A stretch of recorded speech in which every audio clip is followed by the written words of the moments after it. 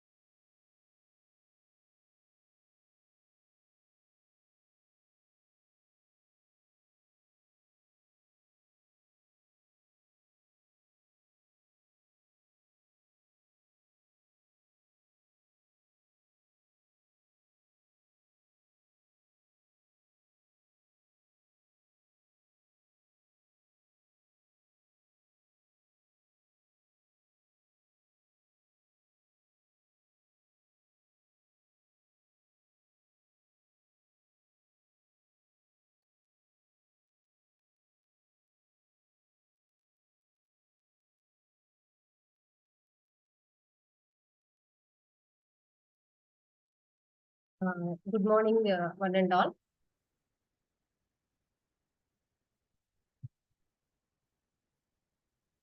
Actually, it gives me a very immense pleasure and honor to be a part of this auspicious day on the special occasion as we are all celebrating International Women's Day today, 8th March.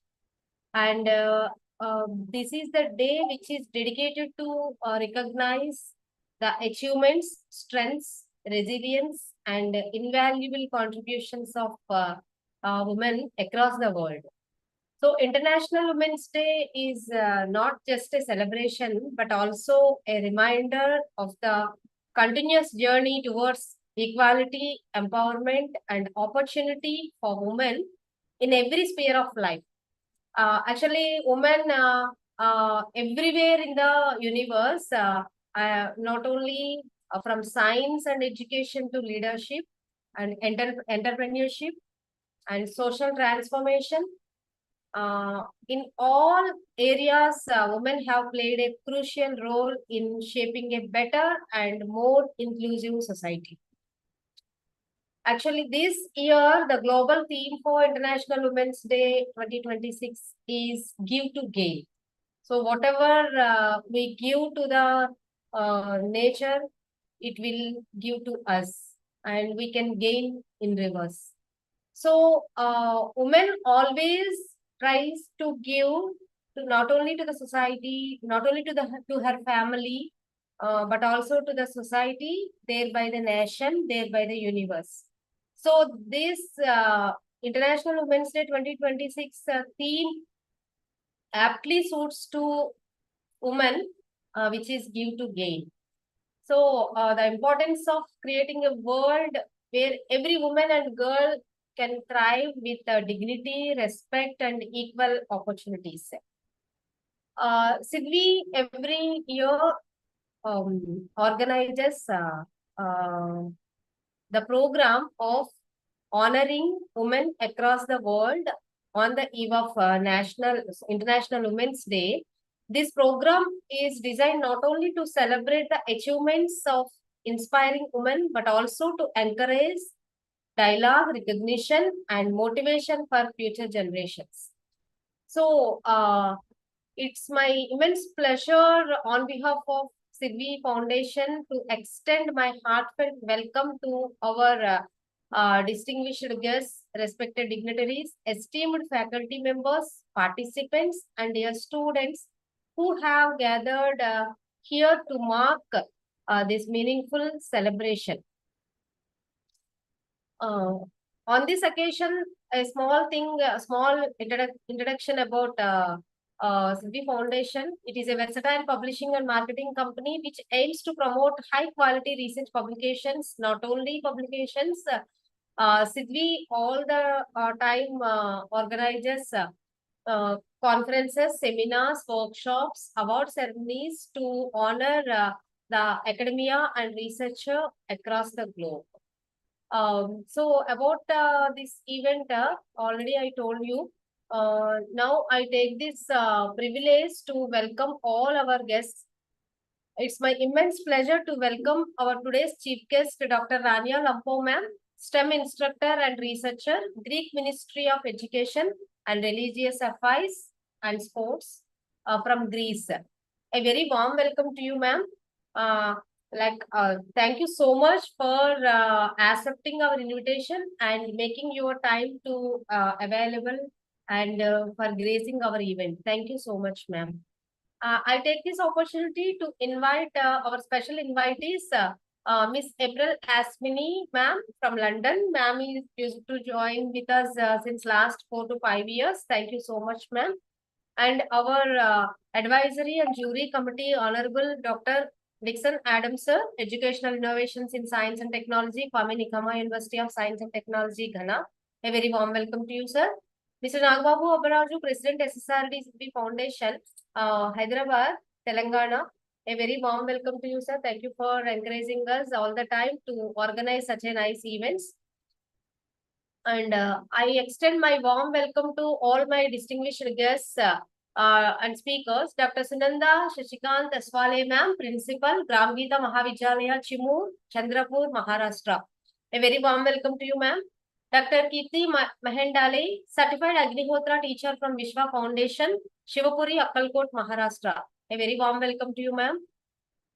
Professor Krishna Sundari, Professor, Department of Biotechnology, JP Institute of Information and Technology, Noida, Uttar Pradesh. A very warm welcome to you, ma'am. Dr. Rimjim Bora, Assistant Professor, Department of Economics, Gorgaon College, Simalguri, Assam. A very warm welcome to you, ma'am. Dr. Sangeeta Bhimrao Dongre, Assistant Professor, Department of Geology, Government College of Arts and Science, Aurangabad, Maharashtra. A very warm welcome to you, ma'am. Dr. Aparna B. Dote, Head of the Department, Department of Chemistry, Dikantrao Shinde Science and Arts College, Bhadravati District, Chandrapur, Maharashtra. A very warm welcome to you, ma'am. Dr. Pavanjit Kaur, Assistant Professor, Chemistry, School of Mechatronics Engineering, Symbiosis Skills and Professional University, Pune, Maharashtra. A very warm welcome to you, ma'am. Dr. Sindura Kanappam, Assistant Professor, Mesa Institute of Management, Chennai. A very warm welcome to you, ma'am. Thank you, ma'am. Dr. N. Bharadajyoti, Assistant Professor, Department of Zoology, Mary Stella College, Vijayawada, Andhra Pradesh. A very warm welcome to you, ma'am. And I extend my heartfelt welcome to all the awardees, participants, and the visitors who came over here to this auspicious occasion.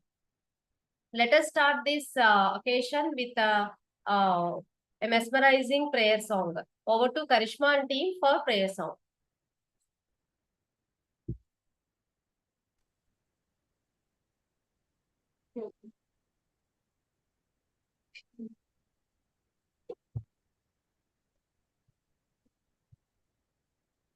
Karishma, unmute yourself, ma. Good morning, madam. Yeah. Happy Women's Day to all, madam. Thank you. Same to you.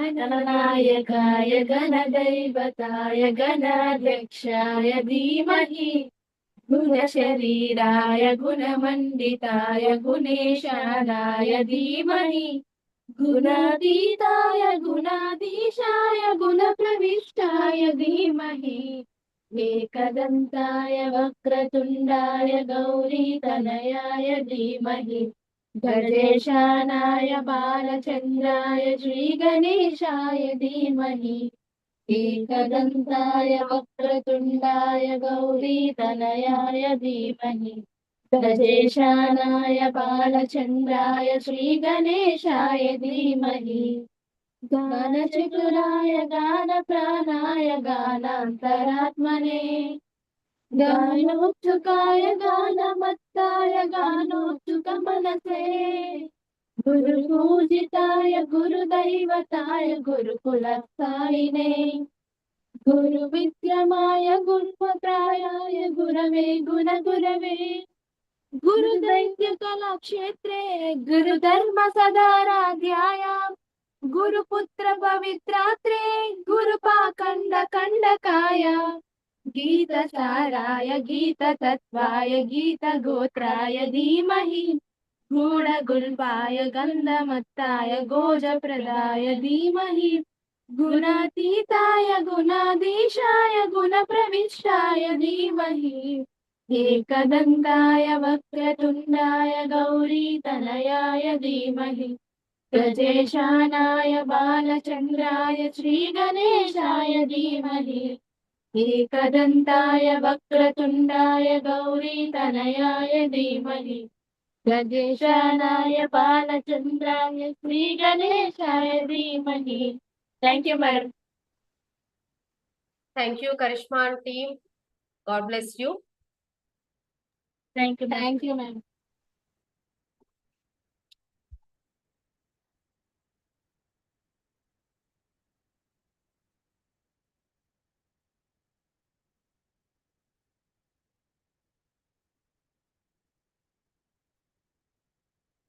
Now, I take this opportunity to speak in front of you a few words regarding the Sidvi Foundation. Sidvi Foundation had established in 2018, thereby gradually it is organizing such an wonderful academic platforms, and it is giving the promotion to high quality research publications. So that we had selected a board of committee members under the name of Sidvi Society for Research and Development SSRD, which is registered under Government of Telangana as a society registration, which can give the memberships also for all the academia and researchers across the world. And it is having subject experts over the nations. And in India also, we are having more than 10,000 researchers and academicians from all corners of India. And it aims a wide range of science and technology, engineering and technology, and social sciences topics.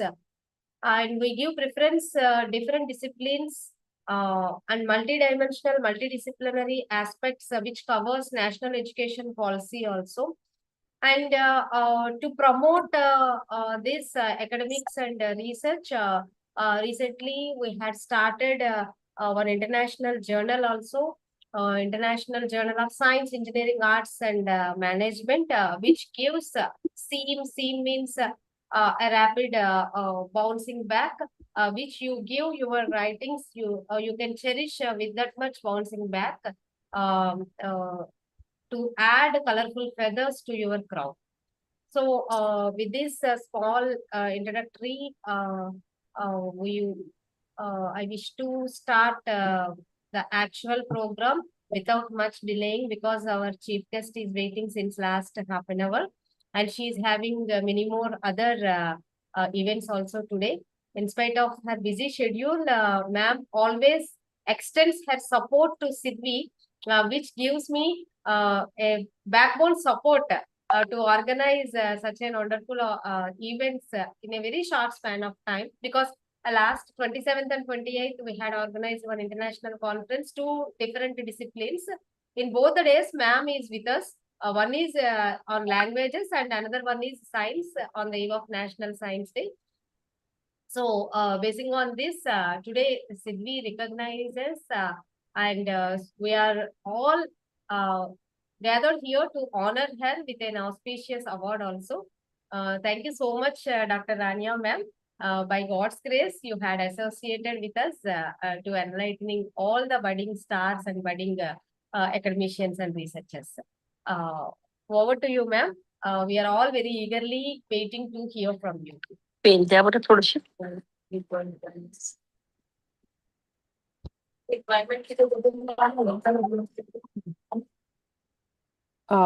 Okay. Greetings. Good morning. Am I audible? Yes, ma'am. Yes, ma'am. You're audible. Okay. Distinguished dignitaries, respected guests, honored awardees, and dear participants, a very warm greeting to all of you. It's a privilege, a great honor for me to stand before you today at this International Award Ceremony, Adwitiyah Naari 2026. And I would like to extend my sincere appreciation to the Sidvi Society for Research and Development and Sidvi Foundation for organizing this inspiring and meaningful event. Because by recognizing the contributions of women from different sectors, actually you're creating a platform that celebrates excellence and encourages empowerment. Such initiatives play an essential role in building awareness, inspiring leadership, and promoting equality. International Women's Day is not only a day celebration, but also a day of reflection, recognition, responsibility. It's a time when we acknowledge the incredible contributions of women in every sphere of life and renew our commitment towards building a more compassionate and inclusive world. And the title of today's event, The Incomparable Woman, beautifully reflects the limitless potential and strength that women carry within them. A woman is not confined to a single identity. She's a dreamer, creator, leader, a teacher, a nurturer, a powerful catalyst for change. My topic will focus today on how we can empower women in climate entrepreneurship and why? Because actually sustainable development cannot be achieved without the full, equal, and meaningful participation of women. Around the world, women are farmers, scientists, entrepreneurs, educators, community organizers, policymakers, innovators, they're caregivers, they're peace builders, and leaders. So their voices, experiences, and leadership are not optional in shaping the future, they are essential. And as we face global challenges such as climate change or economic inequality, food insecurity, social justice, we are reminded that inclusive leadership leads to stronger solutions. When women lead, communities thrive. When women are empowered, economies grow. And when women participate fully in decision making, then sustainability becomes not just a goal, but a reality. So, through the session, we will explore some practical strategies to remove barriers, expand opportunities, strengthen systems that support women's leadership at every level, from local communities to global institutions. Now, I will start sharing my presentation.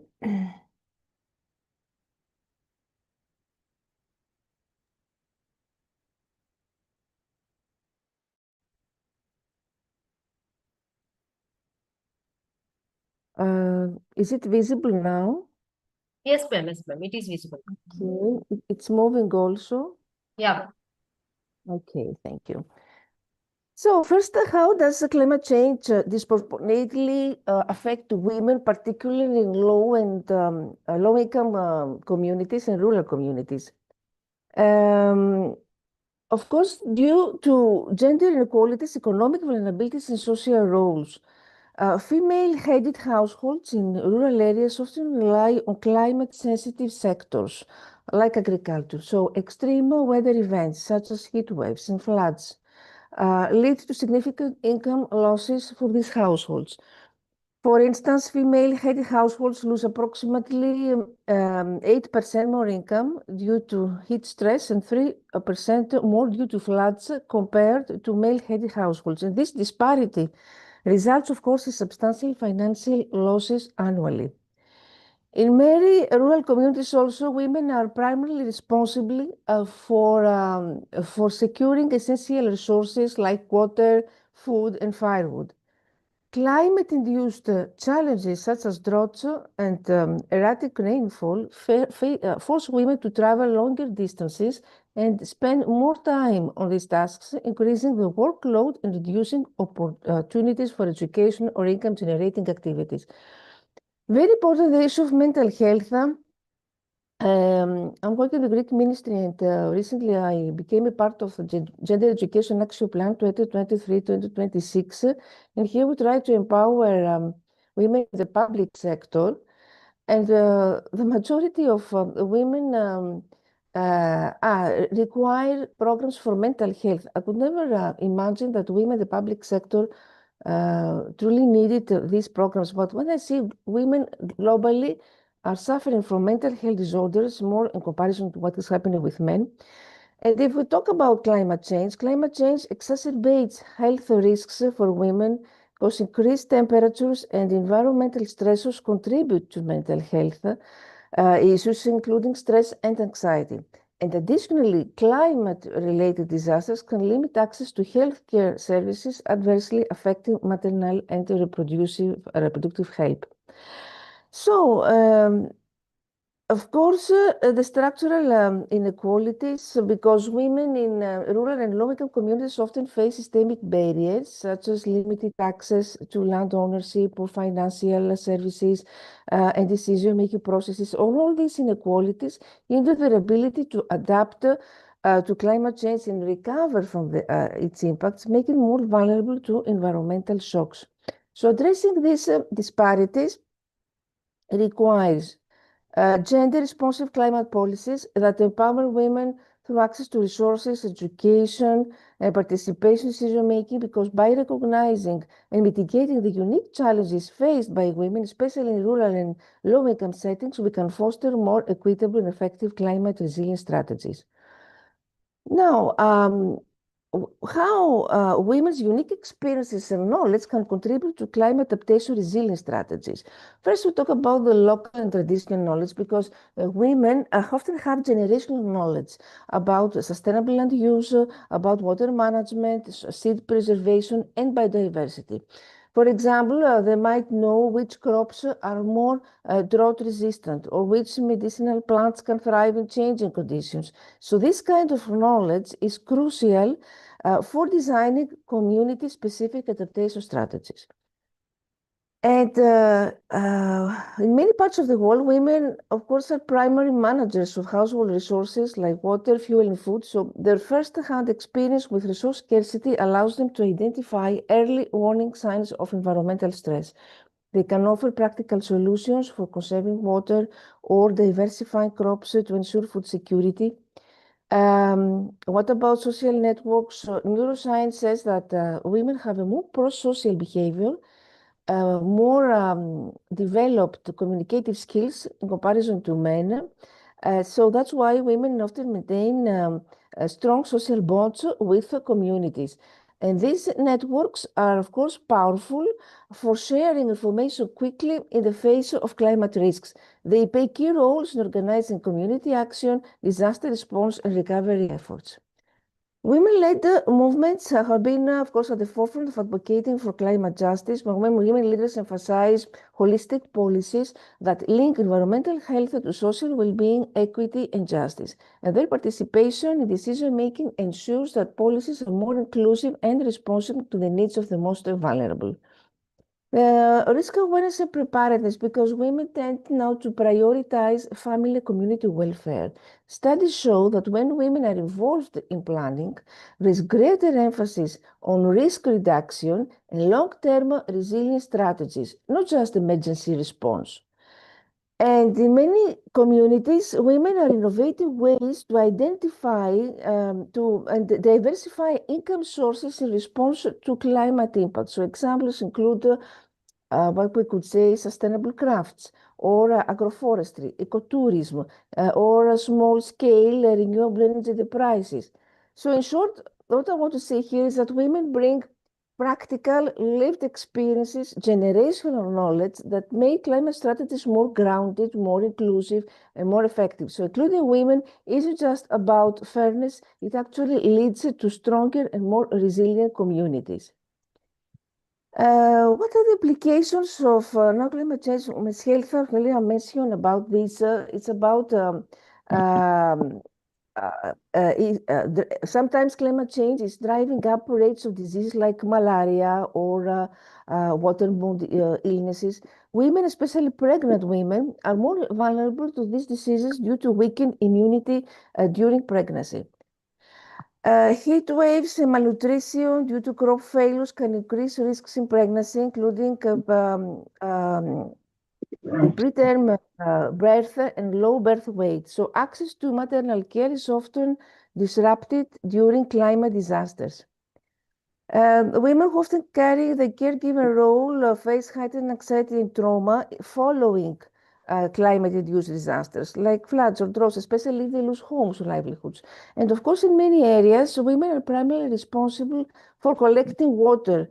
So droughts and water scarcity force them to travel longer distances, increasing physical strain and risk of violence at the same time. What are the education implications also? During climate crisis, girls are often the first to be pulled out of school to help with household responsibilities, to fetch water or care for younger siblings. In extreme economic hardship, climate-affected families might marry off daughters earlier as a coping mechanism to reduce household financial burden. Flooding and storms destroy schools, and in fragile systems, they may not be rebuilt quickly. So girls may disproportionate barriers to face all these barriers to returning to education when this happens.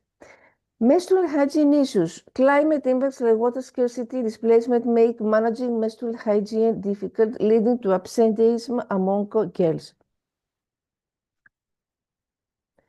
What about economic opportunities? Women are heavily represented in climate-sensitive sectors like agricultural, fisheries, informal labor, because of large ecosystem collapses directly threaten their income sources.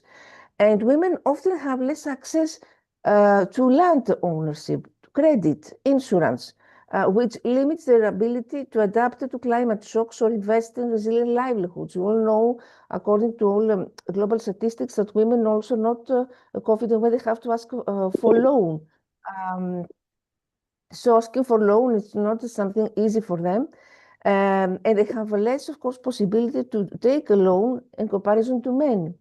And as climate disaster increase, women spend more time on unpaid labor, gathering scarce resources, caregiving, or rebuilding homes, or reducing time for paid work or education. Women are also underrepresented in decision-making spaces and industries like renewable energy, which means that they risk being left out of new economic opportunities emerging from the transition to sustainable economies. So climate change amplifies existing gender inequalities, it increases health risks, it disrupts education, it limits economic opportunities for women, especially in marginalized communities. So here it's also an opportunity. Empowering women through education, through leadership and resources is one of the most effective ways to build climate resilience globally. Now, what about climate diplomacy and what are the barriers and challenges? There are systemic challenges that women have to face when they want to be engaged in climate diplomacy sector. First, women climate ventures often face difficulties in securing funding due to lack of collateral, insufficient credit history, and gender biases in lending practices. I mentioned before about the loan. So traditional financial institutions may perceive women-owned clean energy startups as high risk, limiting their access to capital necessary for scaling their businesses and investing in advanced technologies. Second, restricted networks and mentorship opportunities. Access to professional networks is crucial for entrepreneurial success. However, women entrepreneurs frequently have fewer opportunities to connect with key industry players, investors, decision makers. So this lack of networking can impede their ability to gain visibility, secure partnerships, and access market information. The representation leadership roles, because the clean energy and climate sectors have historically been male-dominated, resulting in limited representation of women in leadership positions. So this underrepresentation can lead to a lack of role models and support for aspiring women entrepreneurs, perpetuating gender disparities within the industry. The women have less access to education training programs related to climate science, technology, and entrepreneurship, and these educational gaps can hinder their ability to develop the necessary skills and knowledge to innovate and lead in the climate entrepreneurship sector. And of course, the policy barriers. For example, in Europe, we have very unfriendly regulatory frameworks for those who want to be engaged in climate entrepreneurship, not only for women, but in general. So existing policies and institutional frameworks may not adequately support or encourage women's participation in climate entrepreneurship. This includes a lack of gender-responsive policies, limited inclusion in the decision-making processes, and insufficient support for women-led initiatives.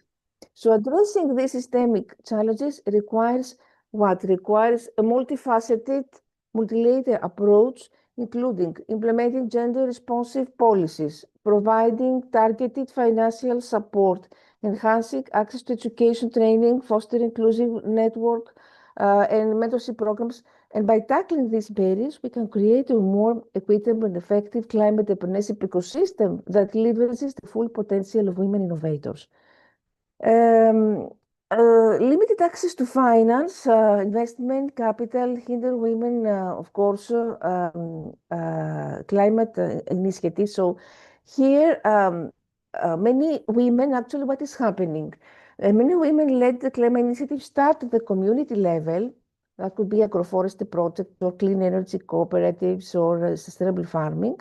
But without access to loans, grants, or investment capital, we struggle to scale up from small local efforts to broader regional or national initiatives. And even highly effective projects may remain stuck at a micro level because they simply don't have the funds to expand infrastructure, hire staff, or increase production. Innovation stifles because lack of funding discourages experimentation innovation. Climate solutions often require upfront investment, solar panels, for example, irrigation systems, or sustainable technology. If women innovators can't access capital, then they miss the chance to develop or adopt new technologies that could improve resilience. Dependence on formal funding.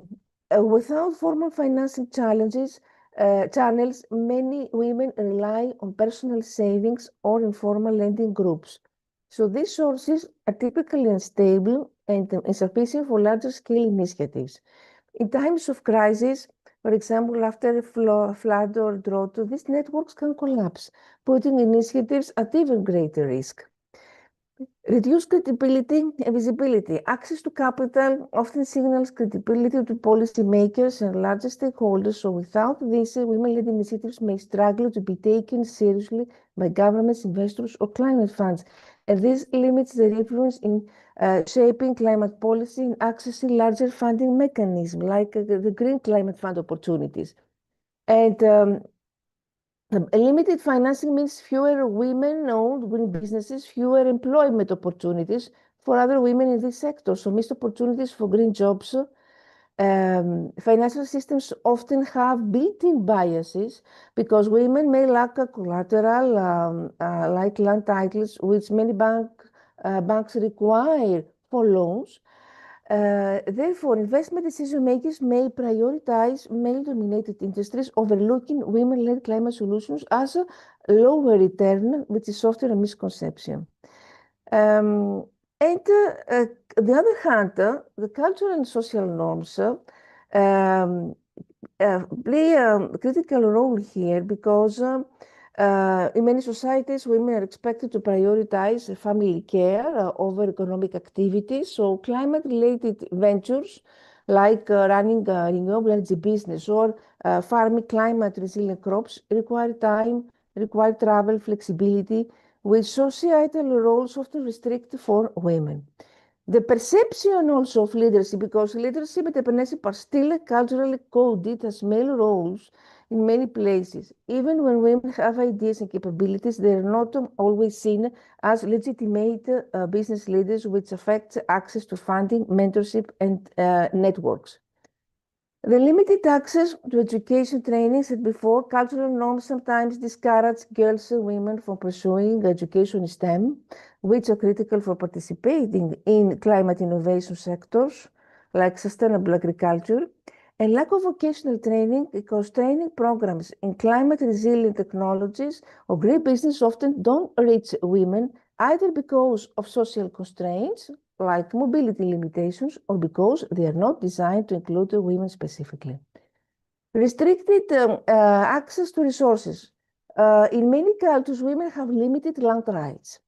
Yet, land is a key asset for climate-adaptive farming or green enterprise. So without land, women struggle to access loans before the finance gaps. The finance gaps are exclusion from decision-making because customary laws and social structures sometimes exclude women from community decision-making bodies where climate funds and projects are discussed and allocated. Mobility and safety concerns because in some cultures, restrictions on women mobility, especially in rural areas, limit their ability to attend training, meet investors, or travel for market access. Networking barriers. A business success often depends on informal networks and social gatherings where women's participation might be limited due to cultural norms about appropriate behavior and undervaluation of women knowledge, because women, said before, hold a lot of local knowledge about water management, about disaster preparedness, about sustainable farming, but this knowledge is often undervalued in formal climate business models, which tend to prioritize technical scientific knowledge dominated by men. So cultural and social norms, from rigid gender roles, education barriers to financial exclusion or undervaluation of women's contribution create a web of restrictions that actually keep women from fully participating in climate-related business ventures. However, when these barriers are addressed, women have shown to drive powerful climate solutions because policies that promote women's leadership, ensure equal land rights, increase access to finance, and support education and training, this can unlock their potential. Some women-led climate initiatives, here we can see some cases. The solar system in Africa, this is in sub-Saharan Africa, the business focus was solar energy. So here what is happening? Solar System is a social enterprise that trains women entrepreneurs to distribute solar power products to rural communities without reliable electricity access. So here, the key insight that the Solar System uses a direct sales model where women entrepreneurs sell affordable solar energy solution.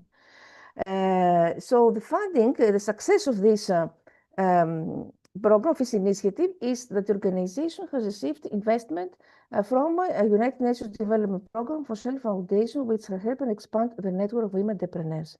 And of course, this has helped empower women economically, while at the same time increasing their access to renewable energy. Similarly, also in Kenya, there's another program, the Green Belt Movement. The business focus here is on reforestation and environmental conservation. It was founded by Nobel Peace Prize laureate Wangari Maathai. It's this movement which empowers women by involving them in tree planting, conservation, and sustainable farming. This movement has led to the planting of over 50 million trees across Kenya.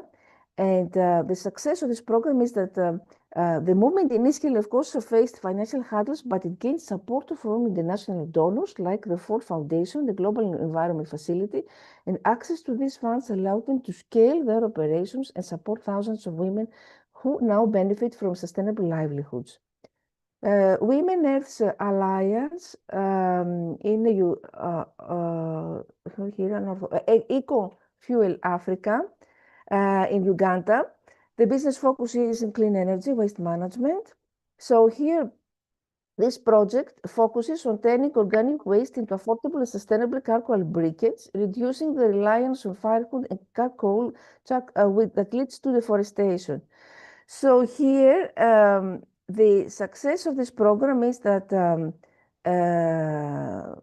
women here, this program scaled up operations is now providing clean energy solutions to over 25,000 households in Uganda.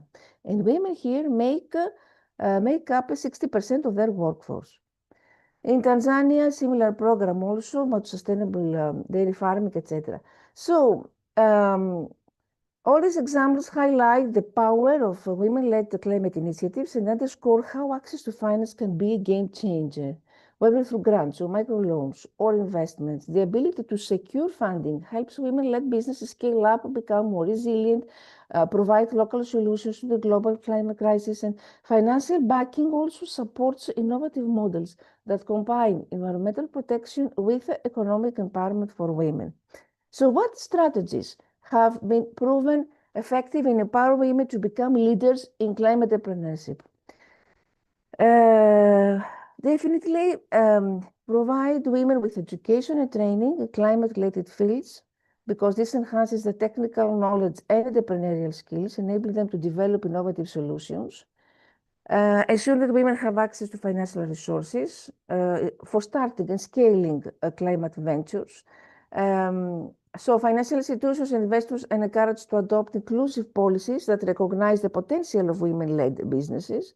And studies have shown that women leaders are more likely to invest in renewable energy, leading to improved environmental outcomes. Connecting women with mentors, professional networking. This offers guidance and support.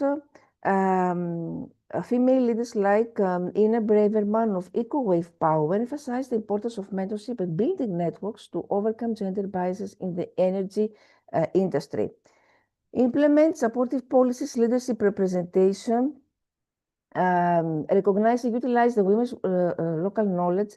And the issue of mentorship that I mentioned before, it's about how we can help them have access to expertise and guidance. Organizations like SCORE provides free business advice tailored for women entrepreneurs, connecting them with mentors who can guide them towards achieving their business objectives.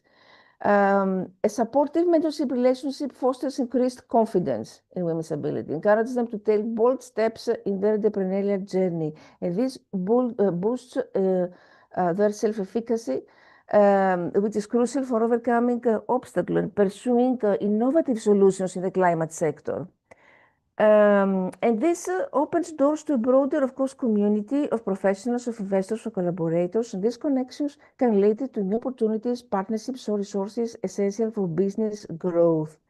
Platforms like the Daily Women's Entrepreneur Network facilitate such connections, providing access to capital technology networks through summits and year-round programs. So all around the world, not only national, but the national level, we can find opportunities and platforms. We can actually help women who are interested in being engaged in this field.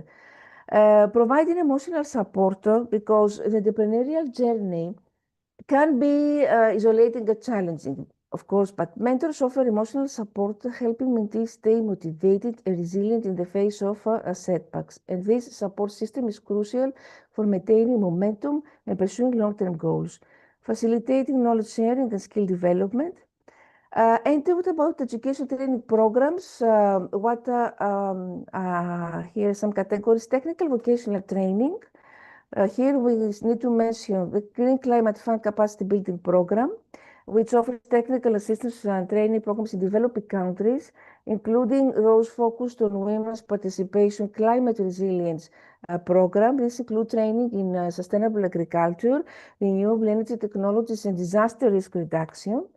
Women in renewable energy, these WIRE programs aim to train women in renewable energy sector, offering hands-on technical training in areas like solar power installation and energy efficient technology. So this empowers women to pursue careers in energy, particularly in rural areas. And African Women in Agricultural Research and Development provides fellowship programs that equips African women with advanced skills in agricultural research and development. University programs, of course, and fellowship. Here I mentioned the Global Women Institute of the George Washington University, University of California's Women in Green. All this provides online course, the Women's Environmental Network. This offers training and support for women-led businesses in the environmental and sustainability sectors. Mentorship programs, Vital Voices. This focuses on women's leadership. And their Green Entrepreneurs Program supports women who are building environmentally sustainable businesses. Global Fund for Women, this fund supports women's organizations working on climate change issues, offering grants and training. The Global Alliance for Clean Cookstoves, this initiative offers training and resources for women entrepreneurs in the clean cooking industry, which addresses both climate change and health issues. So women receive training on clean cookstove technologies, on business development and market expansion. Government and NGO programs, the UN, of course, the UN Women's Empowering Women, the Greek Economy Program, various programs to help women engage in the green economy. The Global Gender and Climate Alliance, very important, which works with governments, international organizations, and NGOs to ensure gender equality in climate change policies, the women's empowerment principles, etc. And online learning platforms, Coursera of the World Bank's Climate Change Knowledge Portal. So community-based programs, like the SEED program also, the Women's Collective for Climate Change in the Philippines, etc. So innovative solutions and case studies here, examples of successful women-led initiatives, what I mentioned before, in different parts of the world, Green Belt movement. All these initiatives show that when women can integrate traditional knowledge with innovative technologies to address environmental challenges, then we can have remarkable results. So reviving and applying traditional technological knowledge. Here we can see that women are driving initiatives now that merge traditional ways of harnessing energy, sustainable energy solutions. It's about water management, sustainable fashion. Women in the fashion industry are integrating traditional crafts, and this way they can combine also modern eco-friendly technologies such as fabric recycling and waste reduction techniques. In biotechnology also they can combine the local knowledge with modern biotechnological advancements. In ecotourism also the same, how they can create sustainable tourism models based on knowledge, traditional knowledge, and of course community-based solutions, because women entrepreneurs often focus on community-centric approaches, working with local knowledge holders, especially in rural and marginalized communities, because they use participatory technologies like mobile applications or digital platforms, blockchain for transparency, and the key benefits is that this has to do with cultural relevance, with sustainability, because they promote long-term environmentally sustainable practices, since traditional knowledge is often deeply rooted in sustainability and, of course, inclusivity. Lessons learned from these case studies that we need to embrace local knowledge, collaborate across sectors, ensure scalability, adaptability, focus on empowering women in these fields, entrepreneurship, promote sustainability beyond the environment, monitor, evaluate, adapt, advocate for policy support, build resilience through diversified income streams, and focus on empowering women and local communities. The policies that I mentioned before, we need to make regulatory frameworks and policies more friendly to women, and this includes simplification of licensing, regulatory processes, the capacity building. So more gender-responsive climate policies, address social norms, and some policy, specific policies or examples, the National Mission for Sustainable Agriculture, in India, self-help groups and women's leadership in climate adaptation. It has adapted several policies to support women's leadership in climate adaptation. Here is the National Mission on Sustainable Agriculture. In Canada also have mentorship programs for women. And international organizations also play a crucial role because many times they can help with research, with data collection, with gender-responsive monitoring, incorporating gender into international climate agreements also. This is very important. Finally, for concluding, measuring impact, the scaling up, what metrics are used to assess the success of women. Here we need to take into consideration the inclusive visionary leadership, professional development, how to bridge the digital divide, the feedback loops, interaction, the culture of trust and innovation. Of course, community parent involvement, all these successful initiatives, of course, usually develop a scalable, replicable model, and they leverage technology and innovation, they mobilize public support and awareness. The challenges, of course, as what I mentioned before, making market access, the awareness, education gaps, economic disparities, cultural norms, but in general, I mentioned all the strategies that can help women thrive in this sector. Me personally, I'm engaged a lot since we talk about women's today. Here in Greece, collaborating with Greek Astronomy Space, the company organized many programs for women to help women, to empower women towards science and STEM-related careers. Some projects with my students. Some also have implemented programs about gender-based violence, which were implemented with success in Nigeria, because Nigeria has high rates of gender-based violence there. And recently, I'm involved in a space program, which is organized by Space Kids India, partner of ISRO, And this program unites 12,000 girls from 108 countries, which actually will all together we will build satellites, mini satellites, CubeSats, which will be sent to the moon during the Chandrayaan-4 space mission. So we'll come to India for this program. And all this has to do with how we can encourage girls towards these careers. Thank you very much again. And of course, I would like to congratulate all our today inspiring women. Again, once thank Dr. Aruna Nakela and Sidvi Foundation for organizing such an inspiring event. Thank you. Thank you so much, Dr. Rania ma'am, for your elaborate and great speech on this International Women's Day. I request anyone from the participant side, audience side, wish to interact with Rania ma'am. It is welcome.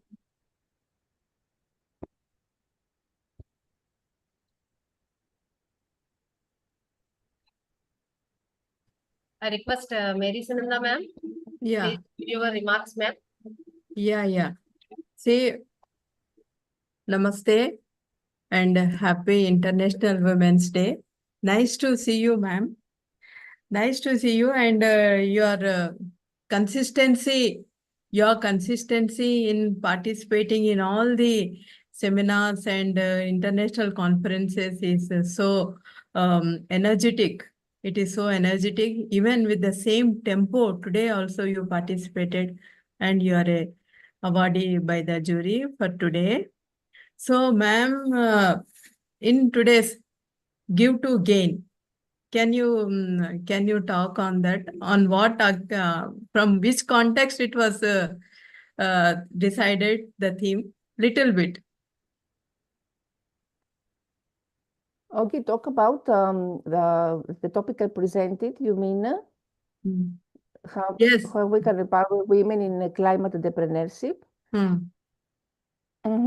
So first I mentioned about all the barriers that women are facing in this field, the lack of mentorship. The biggest problem is the access to finance. I said that women first they feel less confident when they have to ask for a loan, and they have less possibilities to get a loan, grants from from banks in comparison to what is happening with men.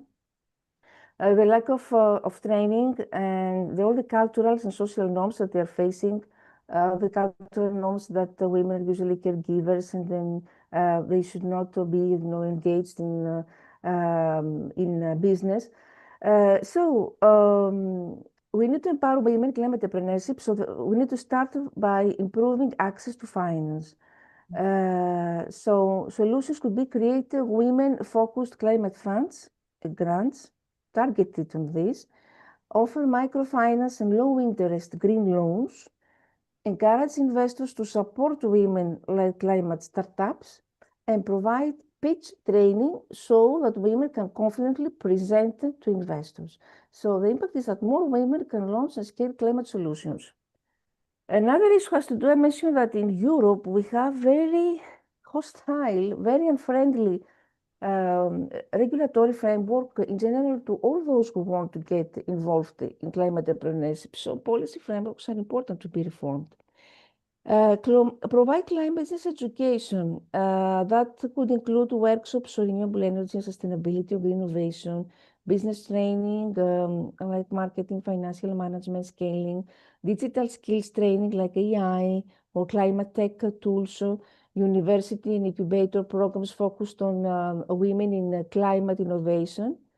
The role of networking and mentorship, because women here, we need to create safe spaces for women, create these networks, connect founders with mentors and industry leaders, establish peer learning groups also that would be helpful, and host climate innovation forums and events, something which is happening here in Greece very often. The result is about knowledge sharing here and, of course, collaboration, because women need to support each other. I mentioned about incubators, the accelerators, so specialized programs which help early stage startups succeed.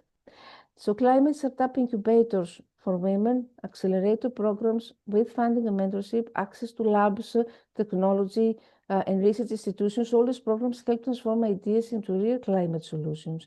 And in many regions, women said before, face structural barriers. So, and of course, this should be aligned with gender-inclusive climate policies, provide at the same time childcare support for entrepreneurs, if it's possible, and encourage women leadership in climate sectors. Challenge all the stereotypes, offer more role models. Role models start from media coverage of women climate founders. We have amazing women leaders in this field. That so incentives, awards, recognition programs, speaking opportunities. This is very, very important for in order to promote all these role models. And the use of technology, of course, because digital tools help women access global markets. So the examples for e-commerce, for sustainable products, or online climate innovation communities, or digital financial services, or remote training platforms. So empowering women entrepreneurs create sustainable businesses, green jobs, scalable climate solutions, while at the same time they advance and gender equality and economic development. So I think that there are so many ways that we can promote women in this field, climate entrepreneurship, although there are challenges now, but I mentioned many strategies that we can apply in order to help them and empower them. Yes, ma'am. So nice, ma'am. So nice. Give to gain. So nice, ma'am. Thank you for giving elaborate discussion on that. Thank you, ma'am. Thank you so much. Thank you, ma'am. Thank you so much. Actually, as per our schedule, it's time to honor our special jury awards. Before going to that, let us have one more enormous speech by Dr. Kirti Mahendra, ma'am, from Akkalkot. Ma'am joined. Ma'am, please allow me all the chief guests, Dr. Rania, ma'am, and all other awardees and guests of honors to make our first award ceremony after Kirti ma'am's speech. Over to you, Kirti ma'am. Thank you so much. Namaste, everyone. It is said that in Sanskrit, Yatra Naryastu Pujyante, Tatra Ramanti Devataha. That means wherever women are respected, here worship we have to take it in the sense as, respected. Where women are respected, there we can see the residence of the gods, or, we can see that kind of atmosphere over there in that place. So on that note, I would like to, start today's talk. So this theme is, for women, right, justice and action. So all these things we will definitely gain, but before that, we have to do something for ourselves. So it's we have to see that we empower ourselves, and this empowerment is not only in terms of money or education, because nowadays everyone is getting good kind of education. They are able to present themselves in a very well way, and they are able to earn a lot of money also with their education and with their other skills.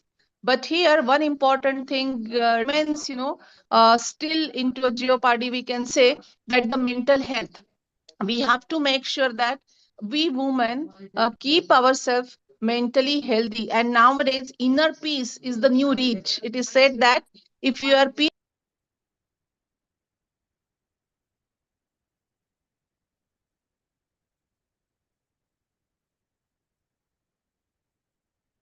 Kirti ma'am.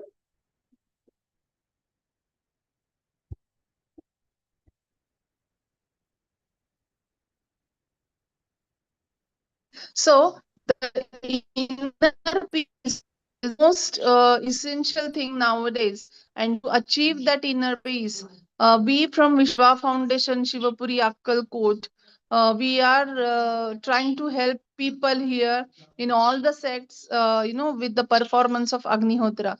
Agnihotra is mentioned by Param Sadguru Sri Gajanan Maharaj from Akkalkot, who is fourth in the lineage of Akkalkot Swami Samartha Maharaj. And this Agnihotra assures us tranquility of mind. There is one hymn from the Ved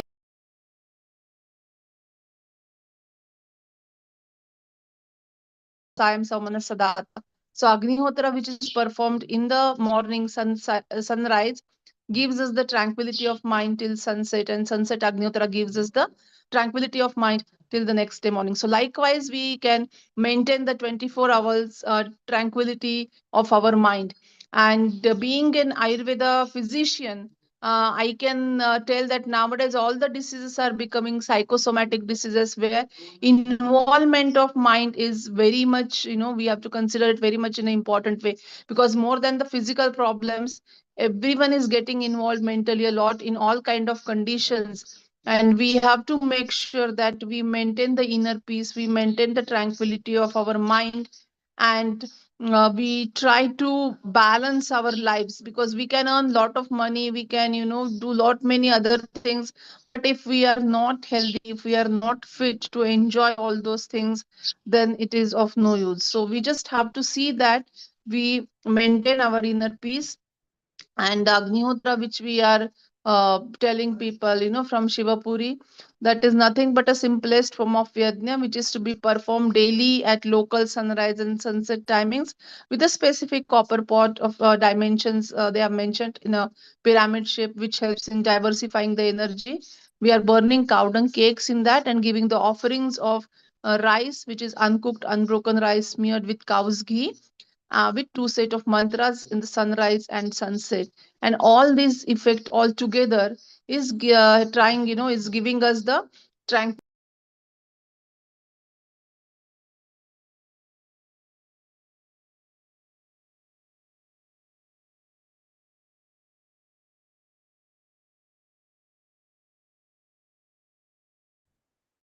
The effect of Agnihotra is for sure on mind, and we are inhaling the medicated fumes, which are going directly to our brains, which is a higher center, and seat for all our sensory organs. So we are inhaling the fumes. Also, the absorption is through the subcutaneous route, which will help us definitely to balance our blood pressure also, because everyone nowadays is having the problems with their blood pressure, the blood sugar levels, and thyroid. So these are the three things, and along with other hormonal things which are very much related to the stress. So we must take a vow to help ourselves first, and if we are healthy, then definitely we can help our other people also, our friends and relatives, and we can help to the society. Because if a woman in the house is not well, she is not healthy, then the whole house is it becomes sick. Whereas if she is healthy, she can take care of many such problems. And I'm sure everyone wants the same thing. And today, on this World Women's Day, we have to take a vow that we are going to help ourselves. And thank you so much. I would like to thank Aruna Madam for giving me the. Thank you, Dr. Kirti ma'am. Always you will be very divine, and you are there in the divine place itself, Akkalkot. Thank you so much. And I request anyone from the participant side. We are definitely trying to organize something. Thank you so much, Aruna ma'am. Thank you for giving the opportunity. Thank you so much. Thank you, ma'am. Thank you so much. I request anyone from the participant side who wish to interact with Dr. Kirti ma'am, it is welcome. Ma'am, I want to interact with Kirti ma'am. Yes, Yes, ma'am. please. Yes, ma'am. Yes, ma'am. Go Dr. ahead, ma'am. Sindhura ma'am. Yes, Kirti ma'am. Yes. Nowadays, there is lot of domestic violence among women. So they suffer a lot. So what Yes. is the solution to them? How to bring the tranquility of mind to them? Yes, ma'am. That's what we have been trying for, because actually all these violences, it may be domestic or anywhere, when the person is not peaceful from inside, then Correct. only they try to show their anger, their frustration on the people, and the next immediate person in the family gets affected with all these things. So, so-called their near and dear ones are the most susceptible people for all these kind of things. So here we are telling people that by performance of Agnihotra, definitely you will try to inculcate a kind of routine in your life. You will be able to wake up early, because we are performing Agnihotra at sunrise. So that will give you a discipline. You can follow your routines properly, and when you are able to do all your activities on time without any stress, definitely that is going to help. And moreover, medically it is proven that the fumes which we are getting, the copper pot we are using, the cow dung cakes and cow's ghee and rice we are burning with two set of mantras are the energy, that's a sound energy. And as all of us know that energy cannot be created, not be destroyed, but it can be just converted from one form to the another form. So all these together, this effect, we are going to get a tranquilizing effect. And we have done some research, we have done some experiments. We have taken EEG of people's brain who have been performing Agnihotra, and we've found that when Agnihotra was performed in that atmosphere, the EEG showed the same kind of status when a person is into a samadhi avastha. So the tranquility of mind is not only said, but it is actually observed, and it is scientifically proven also. So definitely Agnihotra can be the best solution to achieve the tranquility of mind. And slowly you can see the effect in people, that routine and that rhythm which we have lost now. So we can go back to that rhythm. And once the things are happening in a rhythmic way, in a systemic way, definitely there will be peace. Thank you, ma'am. Thank you. Ma'am, one more thing. Aruna ma'am, shall I add one more thing? Yes, please. Kirti ma'am, nice to hear you, ma'am. Thank you. Ma'am, also I heard you. See, all will not have, we can't generalize the problem. Each, I mean, like the one who is undergoing or facing domestic violence, cases are different. Okay.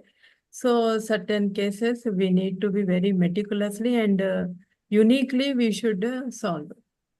Yes, Thank madam. you, But ma'am. in any case, it can be the domestic violence because of the money problem.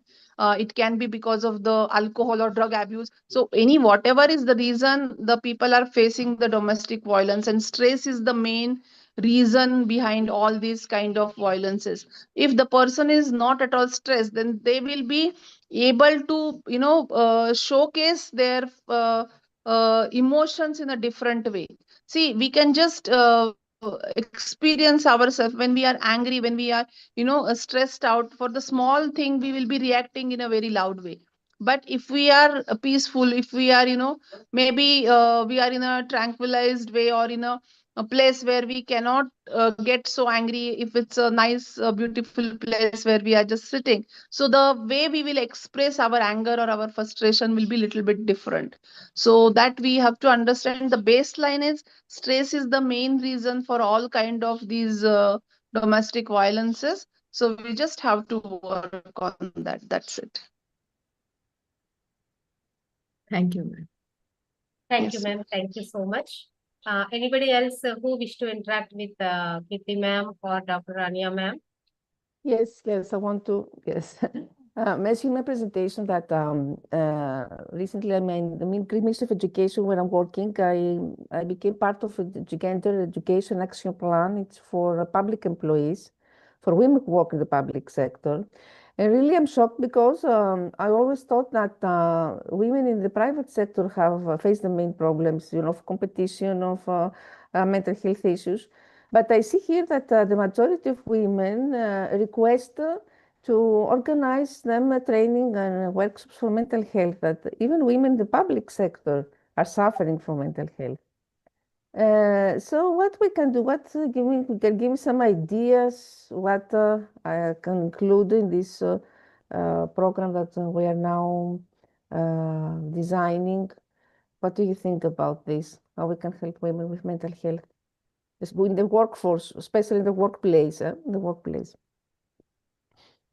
We have observed, madam, that people who are putting their lives in a daily routine, they are the best people who can work on their stress levels.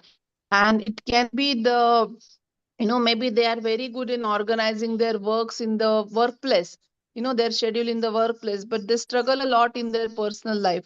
So unless they are organized in their personal life also, they cannot tackle the workplace environment in a positive way. So I think they just need to train themselves, and Agnihotra is the best way they can help themselves. They can just try. We have advised many people and we have observed the differences. Once they start performing Agnihotra, the daily routine they are set into, and definitely, because that is a science, it is a scientific thing. This is not some hypothetical thing we are talking about. We have done many experiments where we have Yeah, it's I think it's disconnected.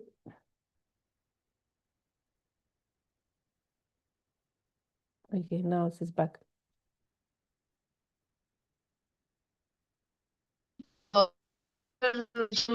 with the impact, the surveys, and we have found that 80 to 85% people who have started performing Agnihotra, they have found and they have uh, found the actual significant difference in the mental status which they were having earlier, the way they were able to react to the stressful situations, and the way now they are able to, or now the way they are reacting to the stressful situations. They have found a significant difference in these both the conditions. So we can definitely take up some study with these kind of things, and it is irrespective of their caste, creed, religion, socio-economic status. We can do this experiment because that is found useful in all sects of lives of people, irrespective of the gender as well. So it's not only women, even men also. We can, ask them to be part of the survey. But why we are talking about women? Because they are the people who are the center of the family, or they are the one who kind of bind the all family together, or they are having more ability. It is a genetic thing, of course, to bind people together and to take them together. Maybe sometimes they get stressed themselves by while doing that. So our efforts will be to make them stress free, and then they will be able to uh, exhibit more kind of positive attitude also. Yes, thank you. Thank you. Thank you.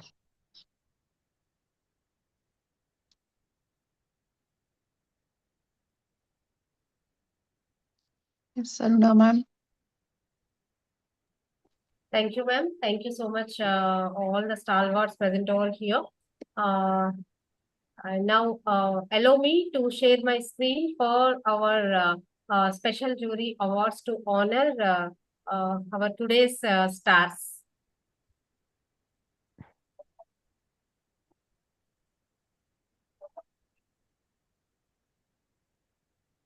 Please, anybody let me know whether my screen is visible. Yes, ma'am, Yes, it's we visible. can. Yeah, we can see. It says she has started screen sharing. Sidvi conference has started screen sharing. We can see that. Yes. Is our banner is visible, ma'am? Now? Yes, Not yet. it's visible. Ma'am, please let me know whether my banner is visible. Visible. Yeah, thank you. Thank you. Thank you for giving me such a wonderful opportunity to honor all my stalwarts today. So first and foremost, I wish to honor our international speaker, Dr. Professor Rania Lampo ma'am, with a special jury award of Excellence in Inclusive Education Award. Congratulations, ma'am. Your work towards academics and research is extensive, and all the time on any of the topic you can be very easily and very elaborately you can explain to all in my events. So it's my pleasure and it's my heartfelt uh, token of gratitude towards you to announce a special jury award of Excellence in Inclusive Education Award. Congratulations, ma'am. Here it is your beautiful memento and your certificate, ma'am.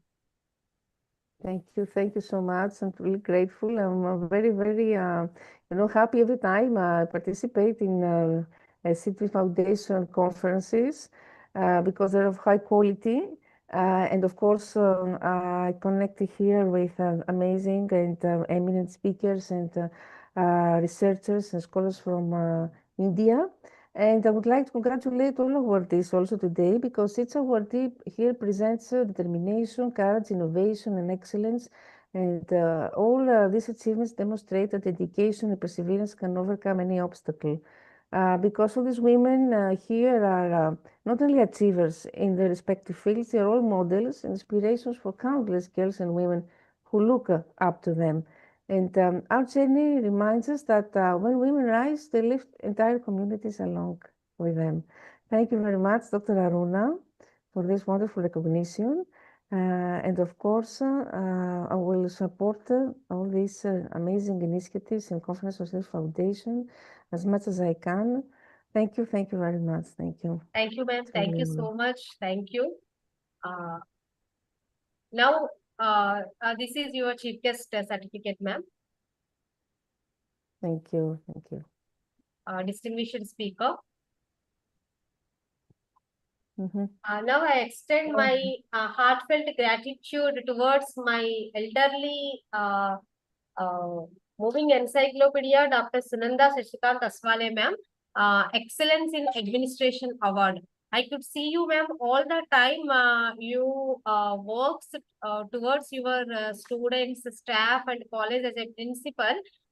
So I learned many more things from you, ma'am. Untied efforts to bring your education institutions to a very great heights. Being in this age itself, your untied efforts will make us or make all of us to be very encouraging, ma'am. So Sidvi honors you with the Excellence in Administration Award. Please accept our award, ma'am. Dr. Sunanda Shashikant Aswale, ma'am, Principal, Gramgit Mahavidyalaya, Chimur District, Chandrapur. Thank you, ma'am. Aruna, ma'am. Thank you for giving this award. I wish to hear from you a few words, ma'am. May I focus on gender equality? Yes, ma'am. Thank you, ma'am. Good morning, one and all. And founder member of the Sidvi Foundation, Aruna ma'am, Rania ma'am, Aruna Dhote ma'am, all dignitaries and all participants. Sidvi Foundation organizes Adwitiyah Naari 2026 on the eve of International Women's Day. And we know this is the International Women's Day, and it is a global day celebrating the social and economical, cultural and political achievement of women. The day also marks a call to action for gender equality. Everywhere, the gender equality is compared by the World Economical Forum Gender Gap Index. In 2025, study of the 148 countries is carried out, and gender equality of different countries are compared. As usual, Iceland is the world leader in gender equality. Iceland is the only country to have close more than 90% gender equality. Gender equality of Iceland is about 93%. Still, Prime Minister of the Iceland, Katrin Jakobsdóttir, was on one-day strike with women of the country for gender equality on 24th October 2023. Finland, Norway are the below Iceland. It is about 88% and 86% respectively, while we are at 131 position out of 148 countries. As compared to 2024, India dropped 3 positions down. Our gender purity score is about 68%. You will surprised to know that India is behind our neighboring countries like Bhutan, Nepal, Sri Lanka, except Pakistan. Pakistan is at the lowest position, and so as Indian work for the gender equality, this this year the theme of the International Women's Day is the give for gain, and color is the purple. Purple color symbolizes the justice and dignity of the woman, and we will work for the dignity and justice of the woman. I wish best wishes on the occasion of the International Women's Day. Thank you, Aruna ma'am, for giving me the opportunity to speak something about the global gender equality and for giving this award. Thank you so much. Thank you, ma'am. Thank you, Dr. Sunanda ma'am. Anybody who wish to interact with Dr. Sunanda ma'am, please welcome.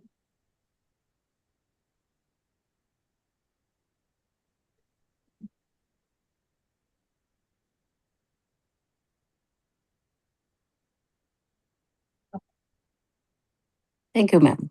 Thank you.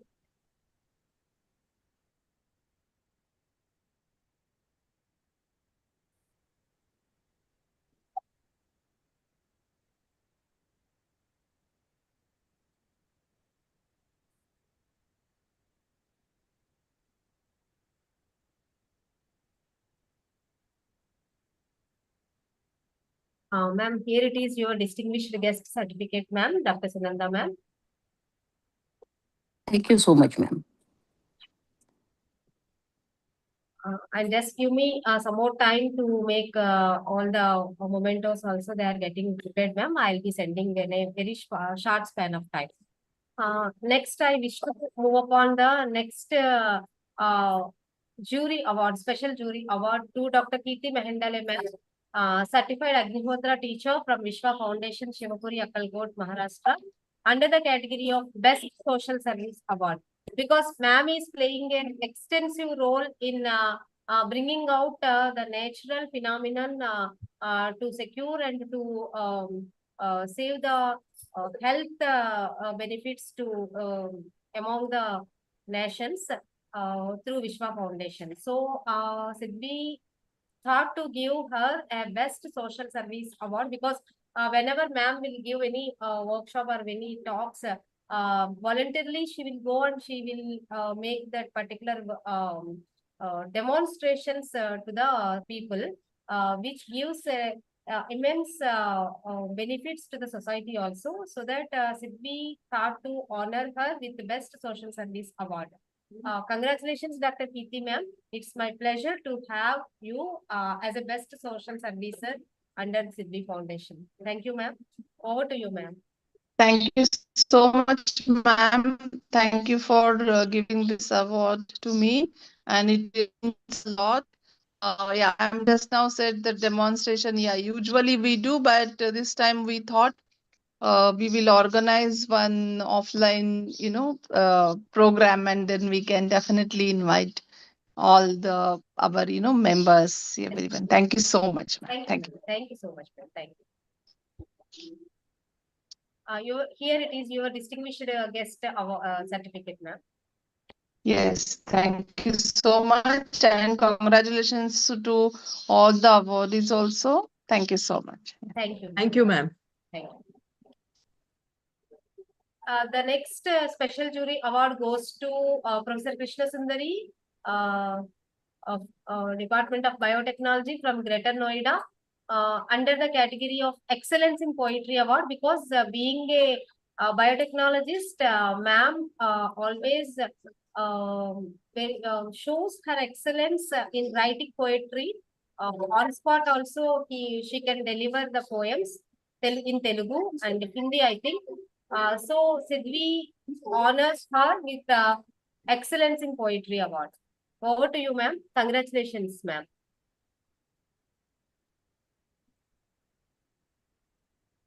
Professor Krishna Sundari, ma'am, if you are there in the meeting, please speak a few words, ma'am.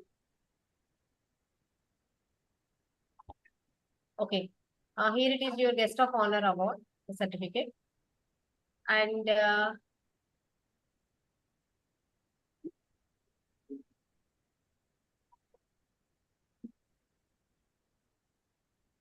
as per our program schedule, now it's time to move on our award session 1. To this award session 1, I would like to invite Dr. Sangeeta Bhimrao Dongre as chairperson Ma'am is Assistant Professor, Department of Geology, Government College of Arts and Science, Aurangabad, Maharashtra. And co-chairperson, Dr. N. Bhartajyoti Ma'am, Assistant Professor, Department of Geology, Mary Stella College of Autonomous, Vijayawada, Andhra. So actually, Sidvi thought to make the multi-dimensional and disciplinary aspects in honoring the awardees here. So I thought the life sciences people will award the chemical sciences people, so that special jury awards again we can announce. Just give me 1 second time to share the screen.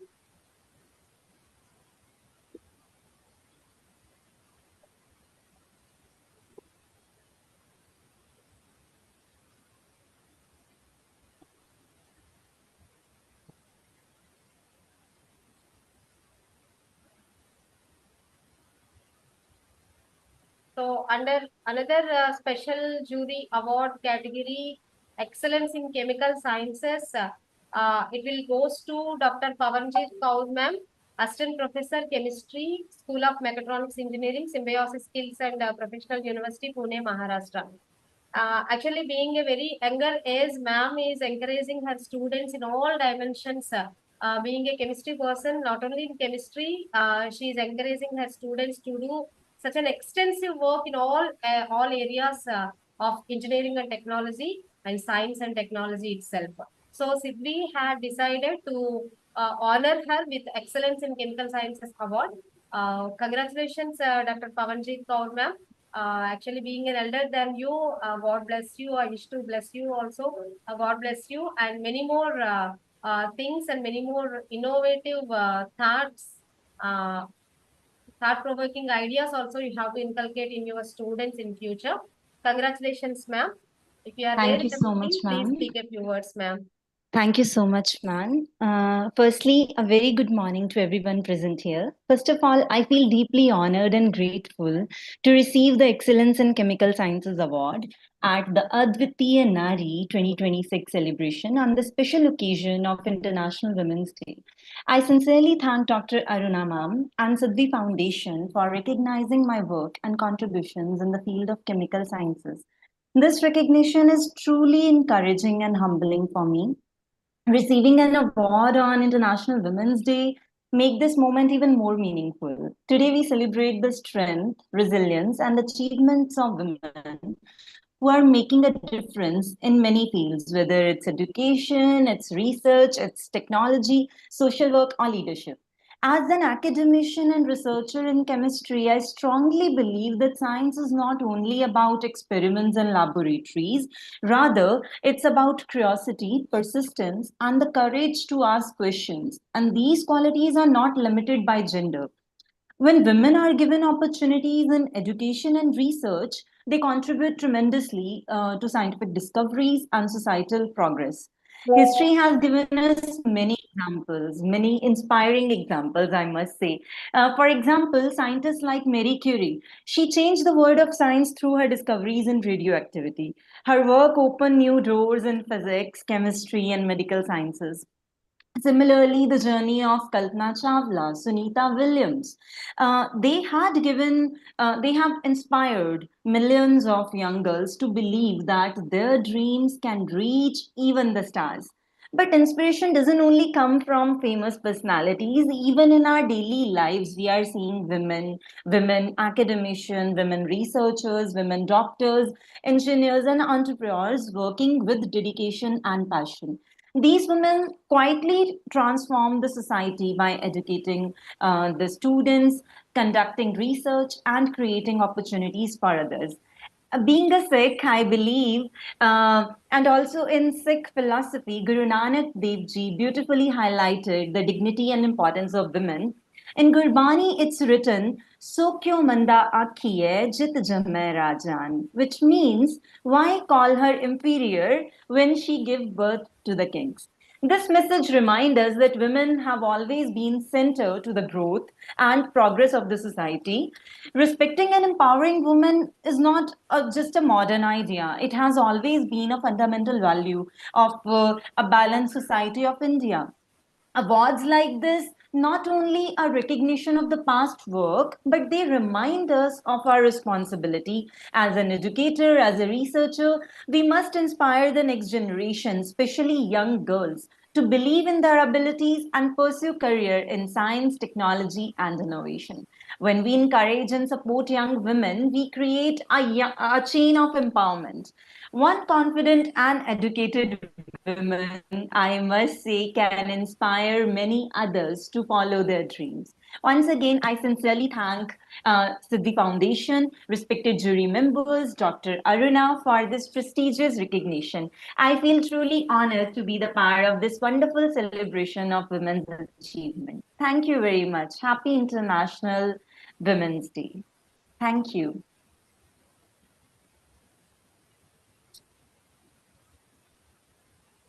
Thank you, ma'am. Thank you, Dr. Pawanjit Kaur, ma'am. Once again, my heartfelt congratulations to you. If anybody wish to interact with Dr. Pawanjit Kaur, ma'am, it is welcome, please.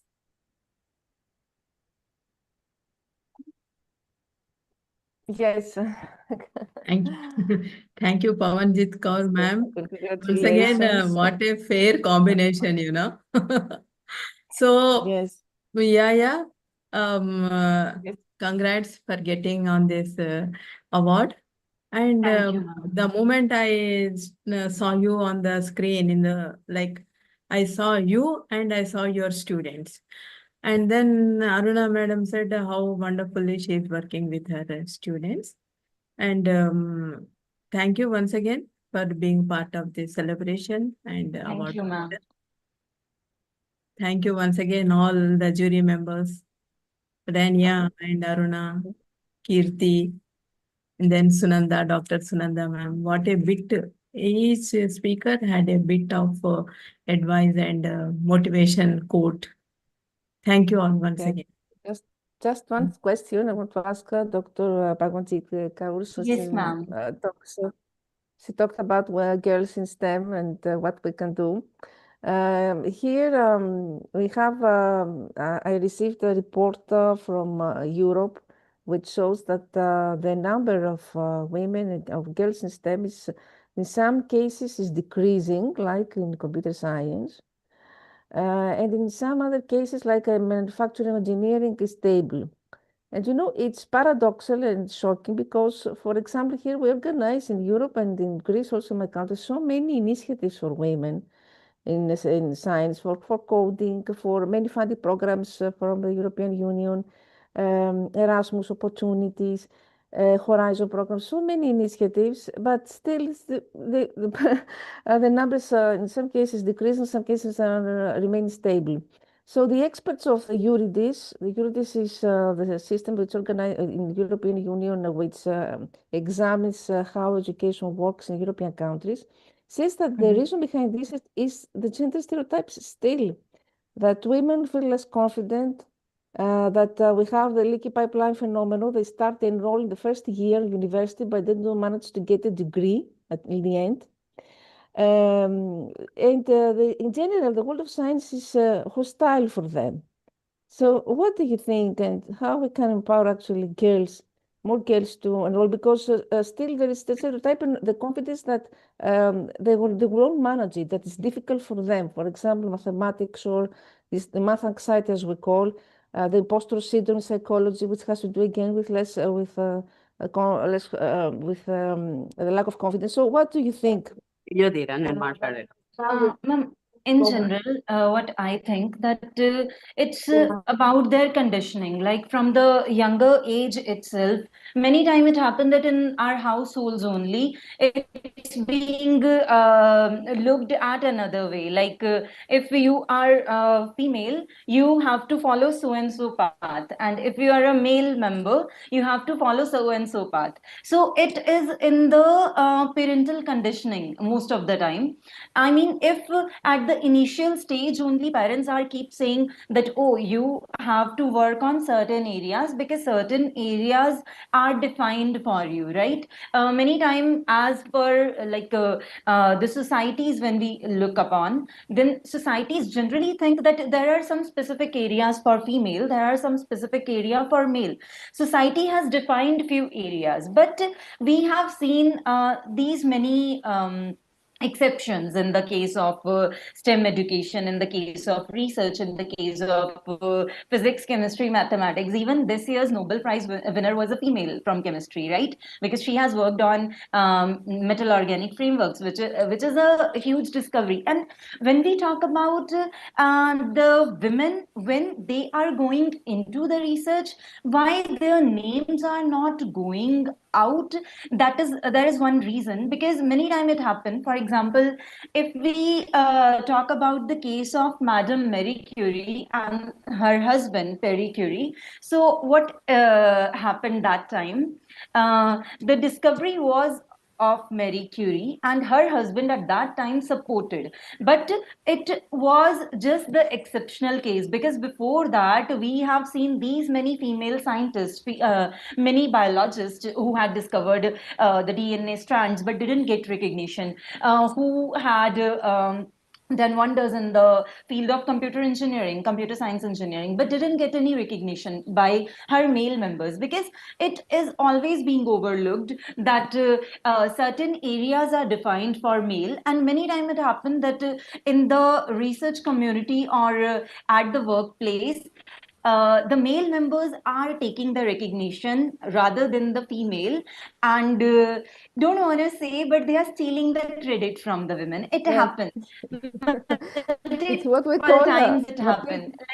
Matilda effect. This is called Exactly. Matilda effect. How many times Yes, they ma'am. have stolen the True. work of women? For example, Liz Meitner, Rosalind Franklin, the work was stolen practically by men. How many times throughout the years? But since you mentioned that this year we had a woman the Nobel Prize, this is a huge progress. So, Yes, ma'am. this means Because that we have- nowadays women think that if we are discovering something new, that is our own work, we must get the credit. And earlier times it was happened that due to maybe societal norms, or maybe losing, they are having the fear of losing their job, or maybe they have the fear of getting abused, whether it is mental abuse or any sort of abuse at the workplace. So due to these reasons, they were not opening up about their own discoveries. But nowadays, since they are now learning how to take stand for themselves, which is itself a revolutionary. Because when we say, still, ma'am, it's being observed that once a woman is saying that I'm a feminist, it is always looked down towards that. It is a kind of sort of insult in many cases, which we are observing on day-to-day lives, right? But nowadays they are coming up, they are opening up, and I must say, nowadays women are actually supporting women, not just dragging them down. That no, no, no, let the male get your credit. It is not the case. Nowadays, everybody is supporting themselves, and the most importantly, they themselves are supporting themselves. That is the Yes, major however, thing. if you notice that the numbers also, that less than 30% of women are researchers worldwide still. And I'm reading this week that the number of citations in papers is much more, for women rather than Yes, women. ma'am. Still, even the number of citations, and also in academia, also the number of women is not as much as we wanted to. And I agree about parents that you mentioned, because everything starts with parents. Parents are those who are responsible for early exposure of girls in STEM. So maybe we can do is expand after school classes or summer, give summer camps for girls in science, so to help them, with more opportunities. But definitely this starts from parents. Parents are those who need to give the same Yes, ma'am. opportunities for boys as men as The much as conditioning from the very beginning is very important. Like if the conditioning is like that both are equal, I mean, male and female both are getting the same household chores at the same time. They are getting the same opportunities, and most of all, the mental pressure, which many times it happens that parents or their elder siblings, they are providing them the mental pressure that oh, you can't do that, oh, being a girl you are not supposed to do that, right? If we are eliminating this only fact from women's life, I'm sure that they will never face any hurdle, because if their families are supporting them, I must say that women are capable of supporting themselves at every stage. But the thing is, they just not require any such conditioning that okay, any restriction, I must say. If they are not getting the restrictions, they can bloom like a blossom. Definitely. So nice. I fully agree. Yes, yes. Thank you very much. I'm also in Thank the you, same ma'am. field, so I It was love lovely what you interacting said with there. you all every time, and happy International Women's Day. Happy Women's Day. Thank you. Thank you, Dr. Pawanjit Kaur, ma'am. Thanks Thank a you, lot. ma'am. And once again, congratulations to you.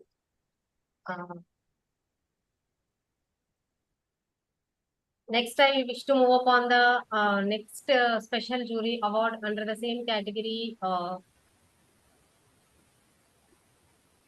Excellence in Chemical Sciences Award, to my most dearest friend, Dr. Aparna B. Dhote, ma'am, head of the department, Department of Chemistry, Nikant Rao Shinde Science and Arts College, Bhadravati, Chandrapur, Maharashtra. I could see all the time the enthusiasm and passion towards her profession. Dr. Aparna Dhote ma'am had contributed her highly like inspirational and motivational things towards her students and scholars by encouraging them to present the papers and to make their write-ups and to make their research orientations in the chemical sciences field. So Sidvi decided to honor her with the Excellence in Chemical Sciences Award, which this goes to Dr. Aparna Bhitote ma'am. Ma'am, if you are Thank there you. at the meeting, please speak a few words. Congratulations. Thank you. Thank you, madam. Thank you very much.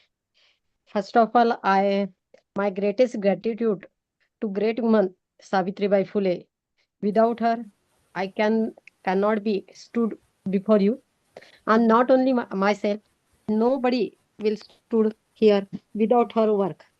Again, my greatest gratitude to Rajamata Jijau, Ahilyabai Holkar, all the greatest women in the world.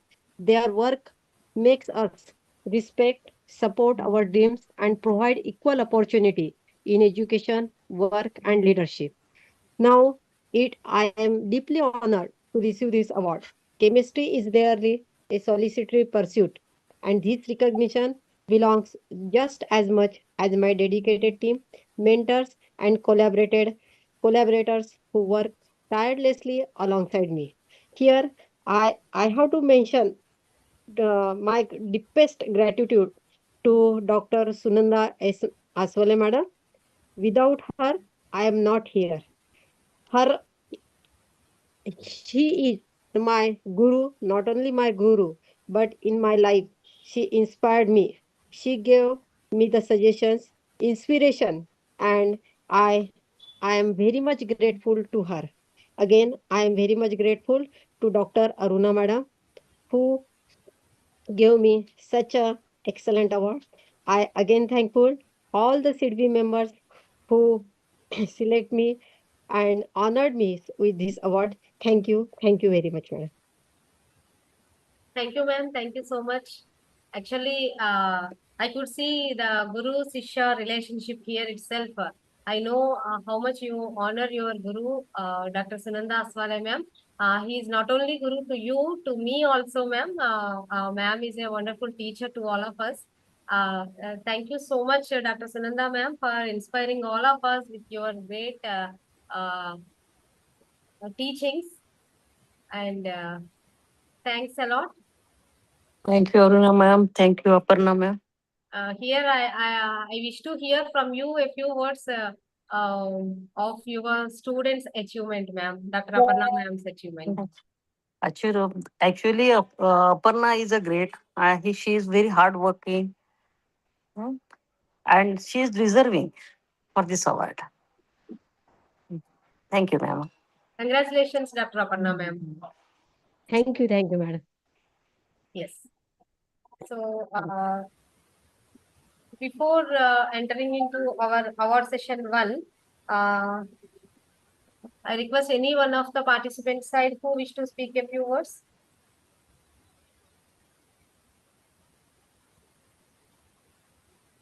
If anyone wish to speak a few words, it is welcome before going to our award ceremony.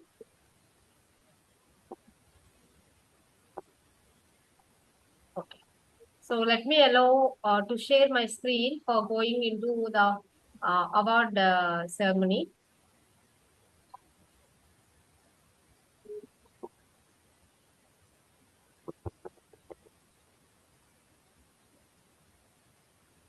Here we could see another moving encyclopedia, Professor Dr. G. Mary Sunanda ma'am, HOD, Professor, Department of Education, Dr. B.R. Ambedkar Open University, Hyderabad, Telangana. Under Women Educationist Excellence Award. Actually, ma'am deserves this award because she belongs to Education Department, but she can speak in any of the science and technology and social sciences and whatever the topic we can give randomly and on spot voluntarily, ma'am can speak on that particular topic irrespective of her own department and own domain. So that Sidvi honors her with the Women Educationist Excellence Award. Congratulations, ma'am. Here it is your beautiful memento and your certificate, ma'am. Over to you, ma'am. Thank you, ma'am. Thank you. My journey with Sidvi is just 2-3 months old, and it is wonderful to know how women are working. It is good to know how Aruna ma'am with her team, she is going from what to call some, approaching and moving step by step towards her journey towards excellence. See, International Women's Day, we celebrate every year, even in Telangana. They gave a holiday for women workers working in education institutions on 8th March. And today, this time, it is a Sunday. So that is why, so like that, what happens, every year we get one theme.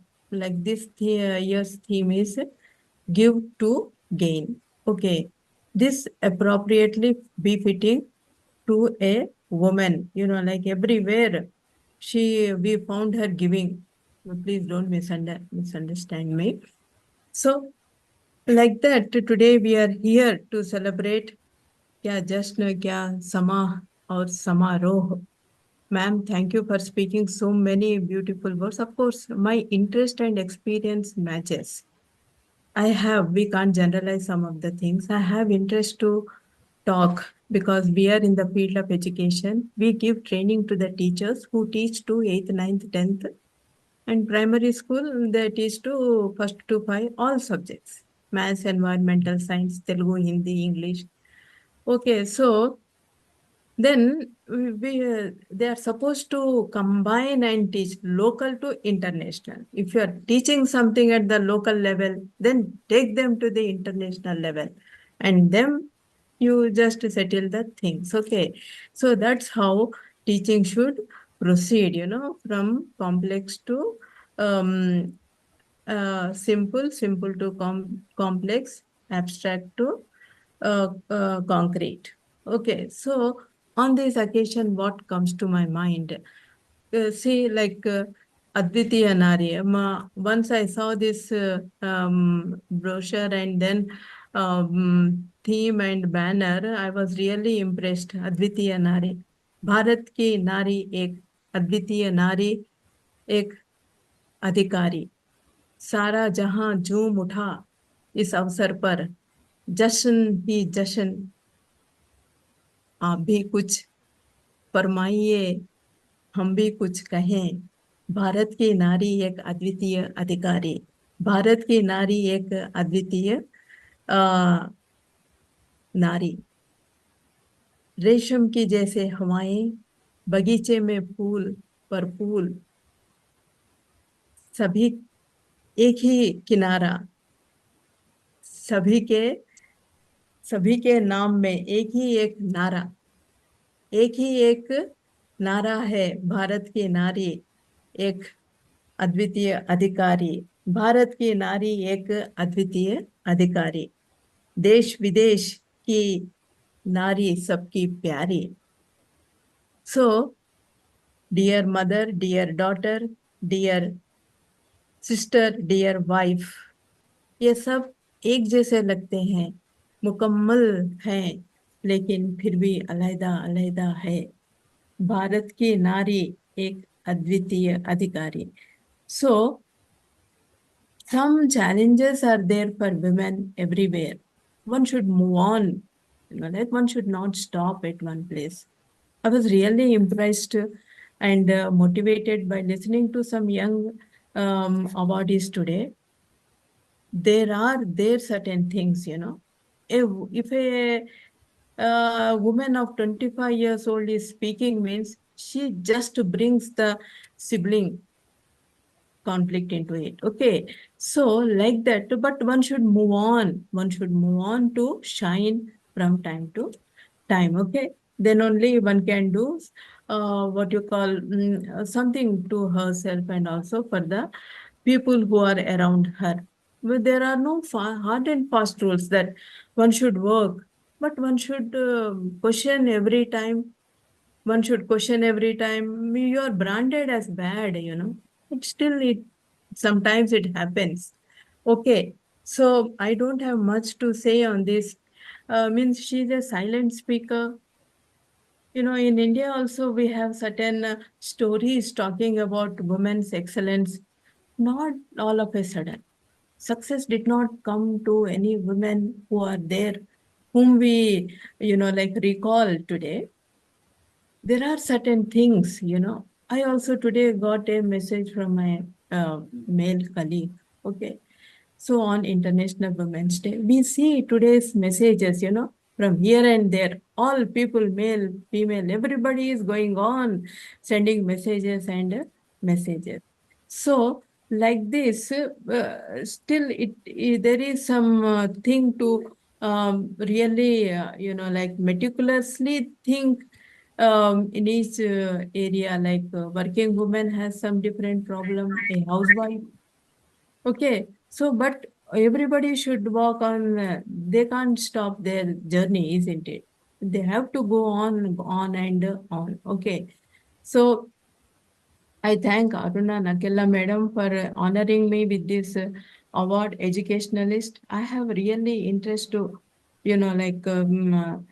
talk on different things. I told you, if a lesson in English belongs to engineering, construction of dams, we should talk about the sacrifice, though directly or not directly. Mokshagundam Vishwesharaya.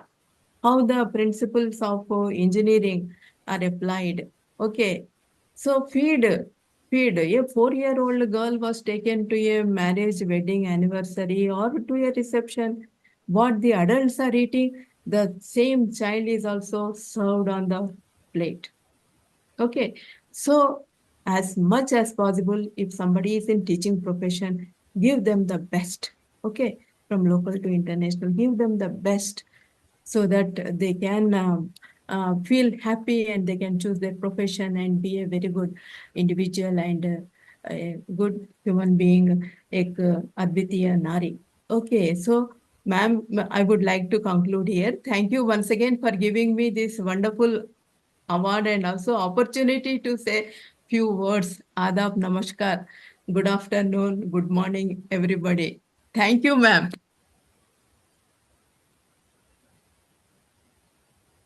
Thank you so much, ma'am. And I congratulate once again.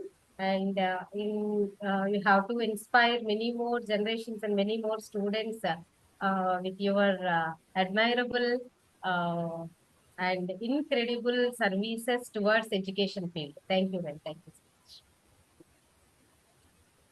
Thank you, ma'am. Heartiest congratulations, Mary ma'am. You deserve this Thank you, award. thank you. Thank you so much. Congratulations, ma'am. And please allow me to share my screen for next presentations, ma'am.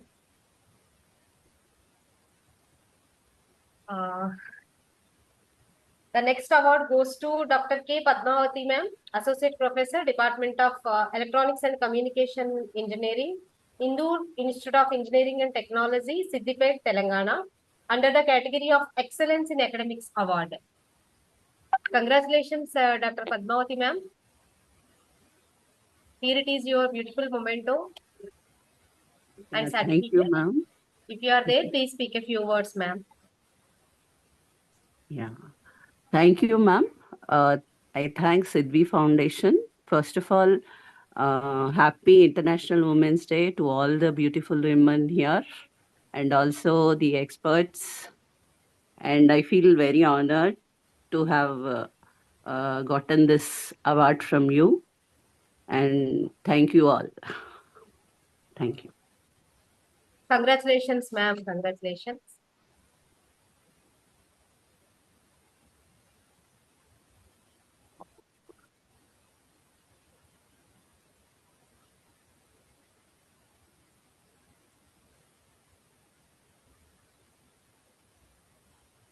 The next award goes to Dr. C.V. Kirtilaka, ma'am, Associate Professor, Department of Electronics and Communication Engineering, Stanley College of Engineering and Technology for Women, Autonomous, Hyderabad, Telangana, under the category of Young Researcher Award.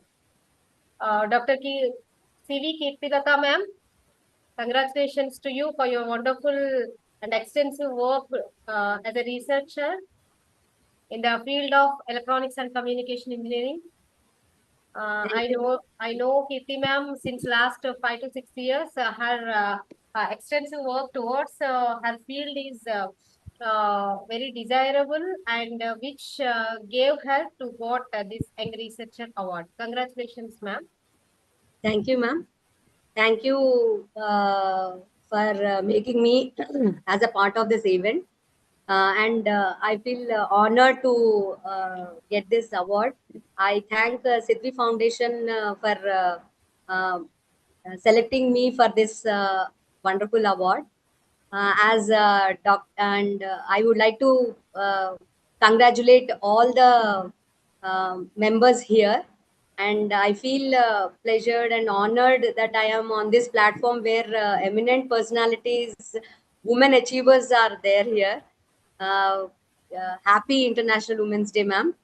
And I would like to say, like, as Dr. Kaur ma'am has mentioned that there are some boundaries for women, but actually speaking, there is no boundaries for women unless and until we feel from inside and make ourselves come outside.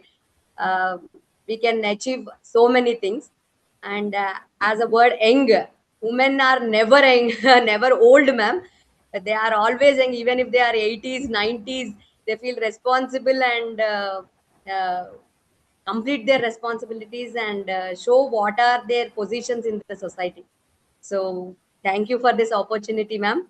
And I thank Dr. Aruna madam also making all the eminent personality, women personalities and bringing on this one platform every year.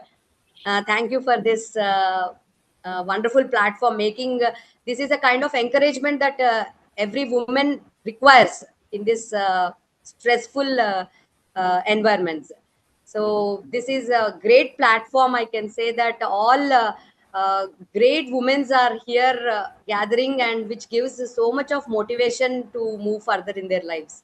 Thank you so much, ma'am, for making me as a part of this event and seeing all such women. I feel so excited and happy that I should achieve still more and make myself to see in a great position. Thank you. Thank you so much.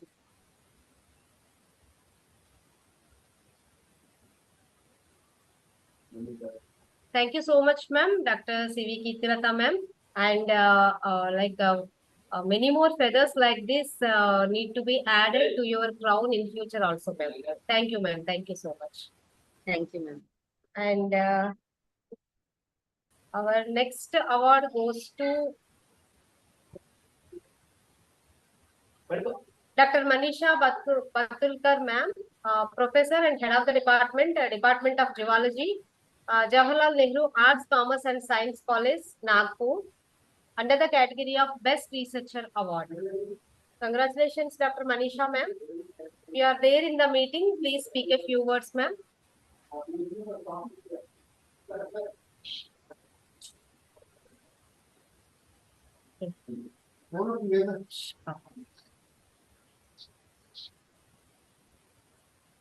Here it is your certificate, ma'am. Congratulations, ma'am.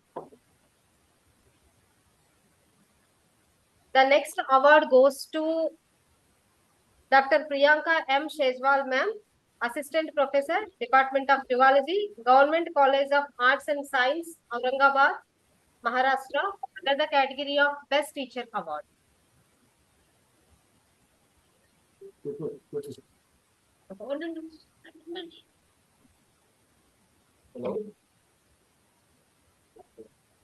Dr. Priyanka, ma'am, if you are there in the meeting, please speak a few words, ma'am.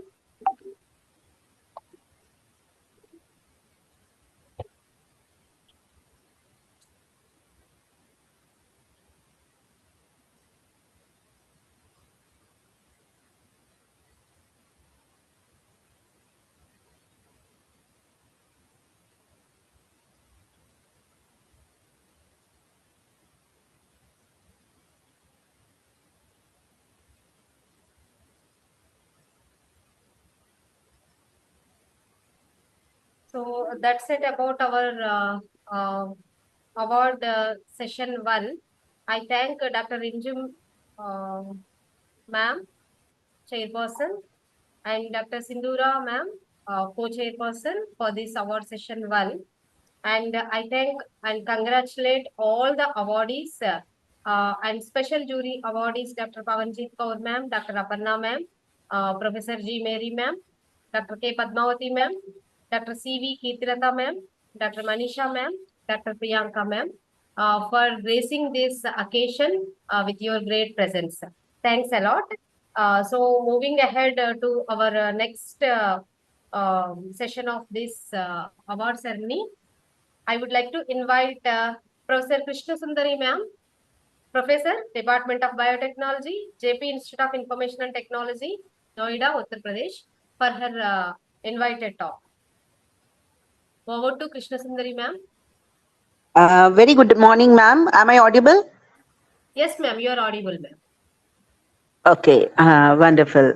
So at the outset, I would like to congratulate the Sidvi Foundation for coming up with this wonderful concept of Adwitiyah Naari, and also the organizers of Sidvi Foundation, led by Aruna ma'am, for selecting excellent speakers. I really enjoyed the speeches of Dr. Rania, Dr. Sunanda, and Dr. Kriti, how they have, put across the different concepts of science, technology, present day, past, and also how Dr. Rania has talked about the climate change and how the women are influencers, and Dr. Sunanda for talking about the Agnihotra, and for Dr. Kirti talking about empowering the women. So wonderful talks. I should really congratulate Aruna ma'am and her partners for selecting this wonderful gallery of speakers. And I would like to extend my heartfelt congratulations to all the award winners also. And personally, I thank Sidvi Foundation for honoring me with the award of Adwitiyah Naari. I would like to share my screen, Aruna. Is it possible for the presentation? Yes, ma'am. Yes, ma'am. You can share your screen. Okay, just a minute.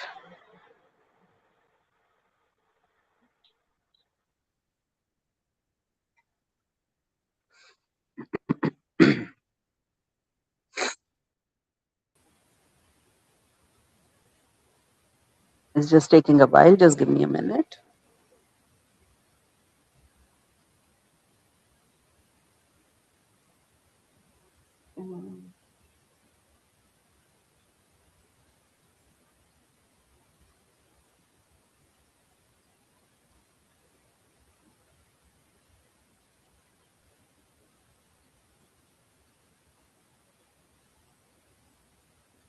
Somehow I'm not able to locate.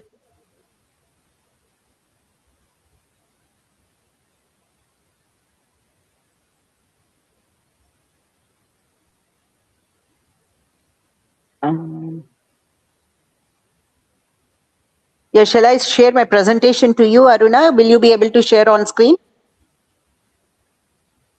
Hello? I have some other work for the next session, ma'am. Okay. Mm. So just then allow me to just one more minute. Sorry for this discomfort. Just I'm trying to, you know.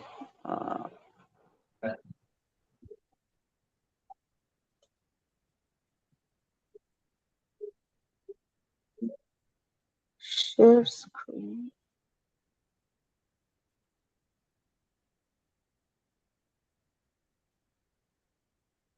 Ma'am, you open the Okay. file, madam. Yes. I am aware of it, ma'am. I'm sorry that system is giving me some trouble. Okay. Yeah.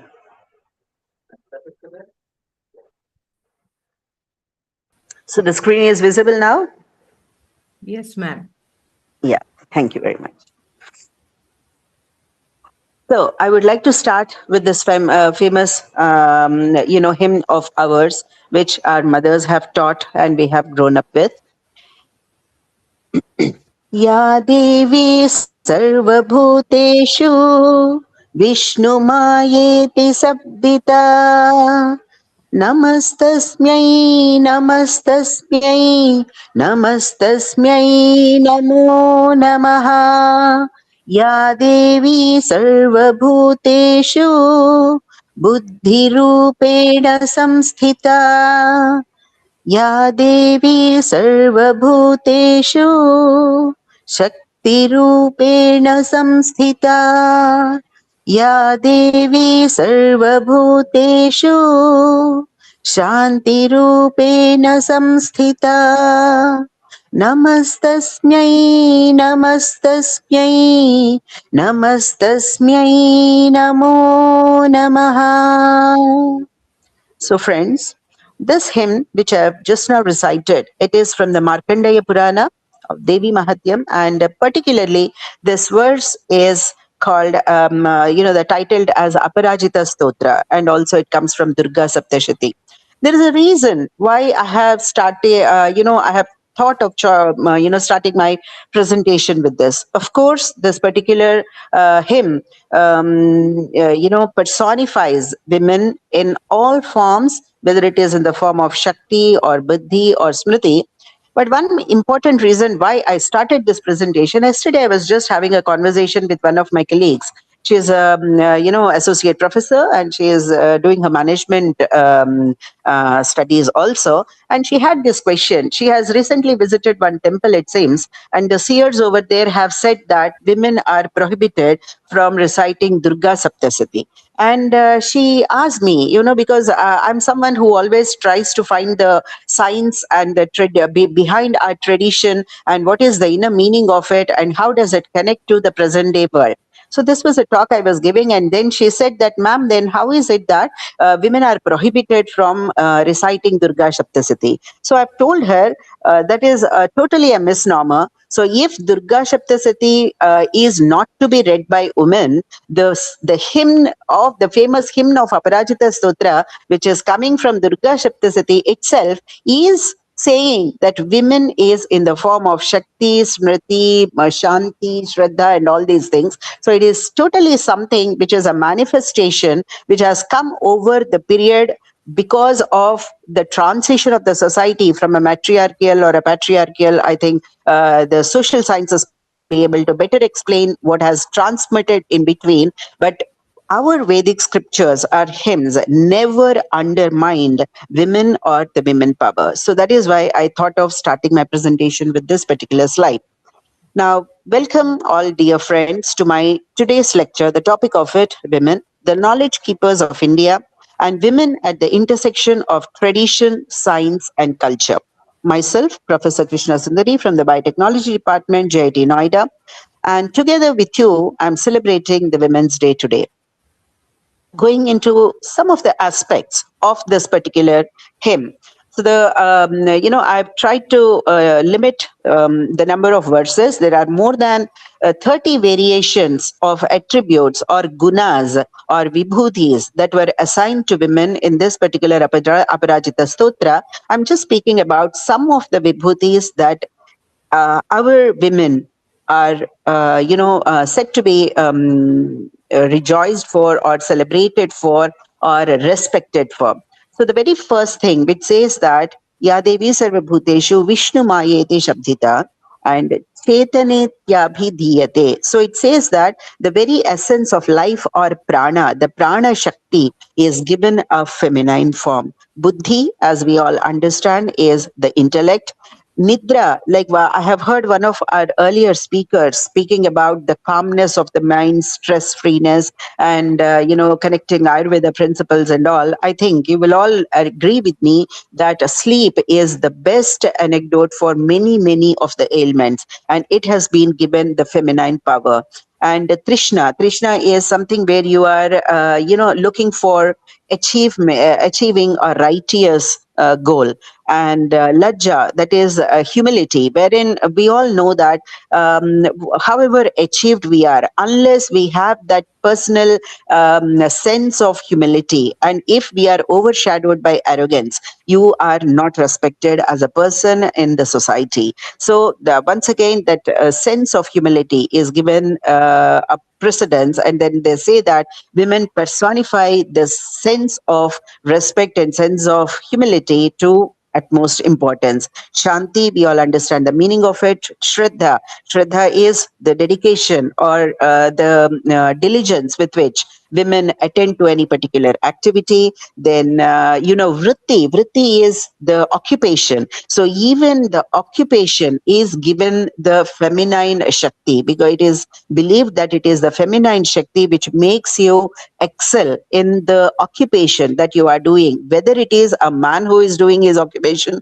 or a woman. Why it is so, I will discuss in my subsequent slides. So Daya and Tushti. So what our scriptures have always been saying is the majority of the noblest of the attributes that the humanity possesses are given a feminine kind of a touch. So the question comes, how were the women of the ancient times? Were they learned? Were they educated? Were they given equality in the society? Were they having freedom of choice? So these were all many questions, because the present generation many a times is led to believe that from the ancient time onwards, it is ingrained that women are weak. Our women are powerless. Our women have to be always dependent upon men, or women cannot have the freedom of thought. So these were some of the notions which were propagated over a period of time. But let me tell you, if we talk about the ancient times, that is the Vedic period that I'm talking about, women are empowered. Women were never considered to be the weak alternatives in the humanity. And I will just take one or two examples to tell you that, how powerful women were. So Gargi Vachaknavi, so whom you are seeing on the screen, she was one of the prominent philosophers and scholars, and she is one of the Navratnas in the famous court of King Janaka. King Janaka, if you must have read some of our, Vedic texts and all, you will know, one of the very highly attained soul, and he in his court had got 9 gems of knowledge, and Gargi is one of the 9 gems of knowledge. So to have given the position of the utmost importance in the king's court as the seat of knowledge itself tells that women are revered, or in that particular period. And how does Gargi Vachaknavi is remembered till date is where there is this famous saint Agnavalkya, and he proposed himself as as containing the supreme knowledge, and he challenged the king Janaka's court and the Navaratnas to beat him in the argument of dharma and jnana. And to all our surprise, you would be really interested to know that it is not all the other eight Navaratnas who could stand to Yajnavalkya, but it is Lady Gargi who could stand to him in the discourse of discussion of Vedas and Dharma. So what she has famously questioned him, the Sanskrit verse is given over here. I'm not going into reading of all that, but she has questioned him about the origin of the earth itself, and how this earth, the ether, and the sustenance of the entire nature is happening, and what is the principle of Brahman. These are the questions that she has asked. And there were series of questions that she was asking, like, when you say this is God, so what do you mean this is God? So is this the God? Is this the God? Is this the God? So that is how the convocation went between Yagnavalkya and Gargi, and he has proved what is Brahman by using the principle of deduction that we do in mathematics even till today, neti neti. That means this is not, this is not. So I think some of you people who are coming from the science background and also mathematics background, where we say that when we want to prove a philosophy, we will say that we propose a hypothesis, and when we are able to prove the contrary of that, then we disagree, and if we are able to prove that hypothesis, we agree to this hypothesis. So that is what we call as the null hypothesis. That particular philosophy of null hypothesis was promoted over in this particular discussion, where he has, by principle of deduction, he proved what is Brahman, and she was the one who has given or articulated the definition of what we know today as the unmanifested ether or akasha, and the ultimate reality, which is akshara. The meaning of it is something which is not having shards, something which is beyond vinasha. So these were the certain doctrines that she was behind propagation. Now another lady from our scriptures, Lopamudra. Again, she belongs to the period of Rigveda. And, one very beautiful thing that I would like to tell you all, like when Lopamudra is created, the name, how the name Lopamudra has come. So Lopa means deficiency, and Mudra. So it is like, when she was created with all the beautiful elements from nature, whether it is flowers or flowing water or, birds. Like, she was given the most beautiful attributes of every aspect of the nature, so that those natural aspects felt deficient in front of her. That means for when she was compared to anything in nature, any element in the nature, like flowers, they feel that they lack one attribute that she is having. So like that, the each and every aspect of the nature was built into her, and that is how she said that she is beyond in beauty, and in front of her every other person is having a deficiency, or every other aspect of nature is having a deficiency. So she over a period of time, she has married sage Agastya, and she has wonderful command on Sanskrit grammar and syntax, and she has given us certain mantras, like Hadi Panchadashi mantra. And if you know a little bit about our certain traditions in Hindu culture, so there is certain philosophy which is called as a Shakteya philosophy. So it was said that Lopamudra was the originator of that Shakteya philosophy, and she was one of the prominent Brahmavadinis and Rishikas. Each of these ladies, there is so much to talk about them. I'll not take much time talking about each of them. Quickly proceeding about others. Apala is another saint from Rigveda, and she has given annotations of Indra. And now how Indra is relevant in today. Indra is nothing but Vedic way of telling us how man and environment and agriculture has to be in unison for sustainable development. So that is what the philosophy of Indra and nature is about. So she was the one who has written hymns about Indra, and all these principles were explained in Apala Sukta of Rigveda.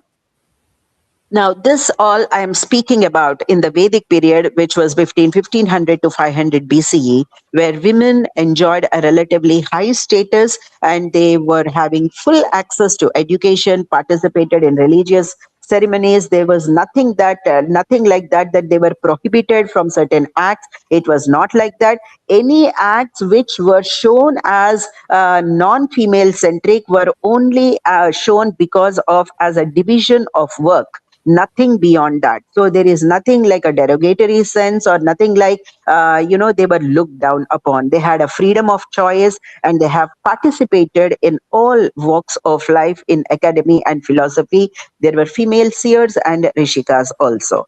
Now, coming to what our scriptures say of women and what is their importance.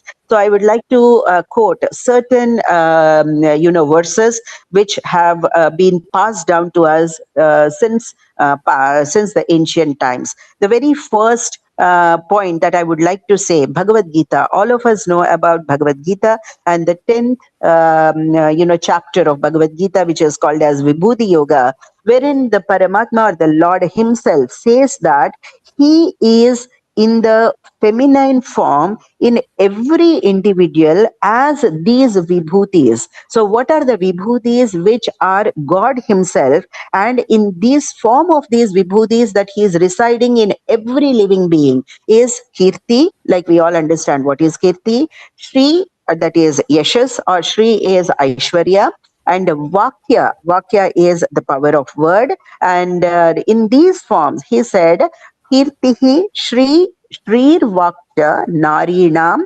Smritir Medha. Smriti is the memory, Medha, the intellect, Dhritihi and Kshama. Kshama we all also once again understand.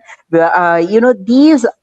are the forms in which the Lord himself is residing in these vibhuti forms in each and every individual. So there we can understand what is the importance he has given to Naari herself, who is the embodiment of all these vibhutis. Now, Manusmriti, another famous text of ours, many a time misquoted and thought about saying as if that it has promoted patriarchal system and it has looked upon women as something which are low-lyings. That's not the case. Now, what is this verse from Manusmriti says? Striyantu rochamanayam sarvatat rochate kulam. Tasyam tvarochamanayam sarvameva na rochate. What he says is, in a family where women is respected and women is given a kind of a particular ambience and that she is happy, then only that particular kutumba or the kulam or that particular society is going to reside happily. Where women is not given that respect, where she is not provided that ambience, where she is unhappy, that particular society is never going to flourish. So that is what Manusmriti says. Now, another particular shloka, one of our earlier speakers have also quoted that, Yatra naryastu pujyante ramante tatra devataha. There is another line to this particular shloka which says that, Yatrai tastu na pujyante sarvas tatra falakriyaha. So what it says is, okay, where women are respected, of course, there the Devata element is there, and at the place where women is not respected, so that particular place is going to become fruitless, or that particular place is going to go for vinash. And this, we have many of our scriptures which have told us in the form of stories where women is not respected, how that particular section of the society is obliterated. Whether we talk about Ravan, who has taken away Sita Mata to Lanka, what has happened to his entire empire, or the entire Kauravas who have disrespected Draupadi, and how Bhagavan himself have ensured that that entire section of the society has faced the ills for whatever they have committed. So this is also coming to us from Manusmriti. Now another particular beautiful sloka from Devi Mahatyam, which it says that Atulam tatra tattejaha sarva deva sharirajam yekhasta tadbhun nari Vyapta Lokatrayam Tvisha. So what they say is when the creator has taken the energies from all Trilokya and from all, Triguna Brahma. So combining all those is what he has used to make the Nari. So Atulam Tatra Tattejaha. So she is beyond measure when you talk about the attributes of the Stri Shakti. So that is coming from the Devi Mahatyam.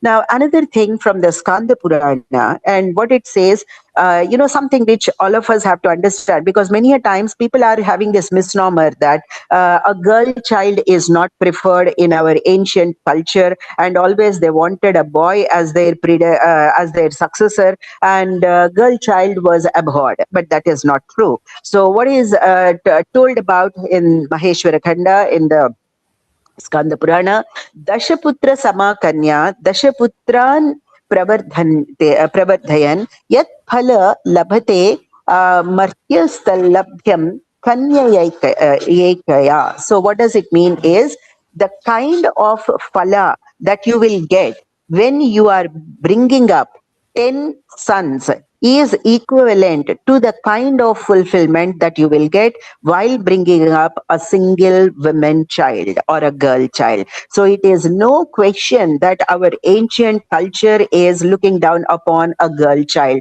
They said they equated the bringing up of one girl child equal to bringing up of 10 boys. So that is the kind of respect they have given. And the Chanakya Niti Sutra, which are relevant even till today, what it says is Vishadapyamrutam Graha, let me not go into the reading of the complete thing. I'll just give you the last meaning. Stri Ratnam Dushkuladapi. So what it says is, for a woman, it is, like there is another misnomer against which I'm trying to quote this particular shloka. Many a times it says that women are forced into marriage. Women were asked to marry against their will, and many a times to people to a man who is much inferior to them. That's what Chanakya Niti Sutra says. It says that, if the person is incapable, women should never be forced into marriage. So, and also they said that Sri Ratnam Dushkuladapi, when you are selecting a girl for a marriage, Kula, that may be because this is also many a times a misnomer. They say that, some sections of the society were considered as a low class or a high class, and, marrying across these classes is not encouraged in our ancient culture. So this particular shloka clearly tells that is not the case. They says that if the Stri Ratna, if the Stri is capable, so it is immaterial what kula is she is coming, dushkula dapi. So irrespective of from whichever section of the society is she is coming, if she is capable, she is to be given that particular respect in the marriage or in the society. Now, so these are certain, slokas and scriptures, verses that I would like to, that I wanted to quote. I would like to ask the organizers, can I have 10 more minutes, or I have run out of my time? Yes, ma'am. Please continue. Can I continue? Okay. So now when we say that our Vedic culture, is respecting women and all that, now, you might say that, all this has happened even before Christ, so many thousands and thousands of years before. So how is it that our Vedic culture propagated or transferred this knowledge to today? How is it that they ensured that this respect that they have given to women still continues? So what is it that, how they have ensured that? So what our Sanatana Dharma always tried to do is they wanted to strike a balance between, they always propagated that a human can never live in isolation. If you have to live in harmony, there has to be a harmony between the health, the habitat means the surroundings that they are living with, the wealth. Wealth or Aishwarya doesn't mean monetary wealth, but wealth is, the well-being in totality. And then the holistic progress. So they said that a holistic progress is possible only when you integrate all these aspects. So what is the toolkit that our Vedas or scriptures have given us? The toolkit that they have given us to follow is the Chaturvedas, the Yajna, the Agnihotra. Once again, I remember how our earlier speaker has spoken about the goodness of the Agnihotra, the Brahmanas, the Samhitas, the Aranyakas, the Upanishads, the Suktas, the Puranas, and Itihasas. So these are all the toolkits that our culture and tradition has given us. Now, how they wanted us to, you might say that, okay, these Vedas are there, Aranyakas are there, Suktas are there, but, we all of us agree more than 90% of us have never read those original scripts. What we have read, what we know is about what somebody else have told us by some media about these things. None of us have actually, it's wrong to say none of us, but majority of us have not read the original scriptures. So you might say, and also there is another thing. In a society, you have all walks of people. Everybody, every person, every individual is not an intellectual to get an access to all these scriptures and read them and then follow them. So what is the means? So is it that our Vedic society wanted that all this knowledge should stay only with the intellectual people? Because this is also a misnomer. They say many a times our present day people think that the knowledge was given only to Brahmanas and other sections of the society were kept away from the knowledge. And they believe that, the access was not given to all walks of life in the society. Let me tell you, that is not the case. So how did our Vedic culture ensure that across sections of the society, across classes of the society, across genders, how they tried to propagate the science of our tradition is through our festivals, through our rituals, through our practices, and through our customs. Now, how is that so? Let me just tell you. Festivals. If we talk about festivals, now these are certain questions, our younger generation have. Many times they feel that they are just a period of jubilation and nothing more. So, festivals, do they mean anything beyond specific periods of jubilation? Do they have any relation to the overall scheme of natural homeostasis? Now, when you talk about rituals, are they anything other than religious dictums? And are they aggressive propagators of particular faith? Or do they mean something else? Now, practices, what purpose do they serve other than propagating blind myths? And who formulated these practices? And why should they be followed even till today? And when we talk about customs, if they are truly universal, why they are suggested only for few sections of the society? Are they still relevant in today's time and age? These are many, many questions. It is really huge if I start to address each of these questions, but I will just tell you about few things only. When I talk about festivals, one example which I can take is, during Dashahara, we have this festival of celebrating the womanhood, the Kanya Puja, where we are celebrating the womanhood. There are many rituals. One of it, our earlier speaker has already spoken about Agnihotra. There are other rituals like Abhisheka, and all of them have got meaning and importance. I'm not going into all of them, but I'm just going to talk about certain of the practices, because here I want to also source upon what is the women's role, what is our tradition told, tradition gave signs in the camouflage of a practice, and they gave this responsibility for women to do. So the first one which I'm going to talk about is Naivedyam or Nivedana or Bhog.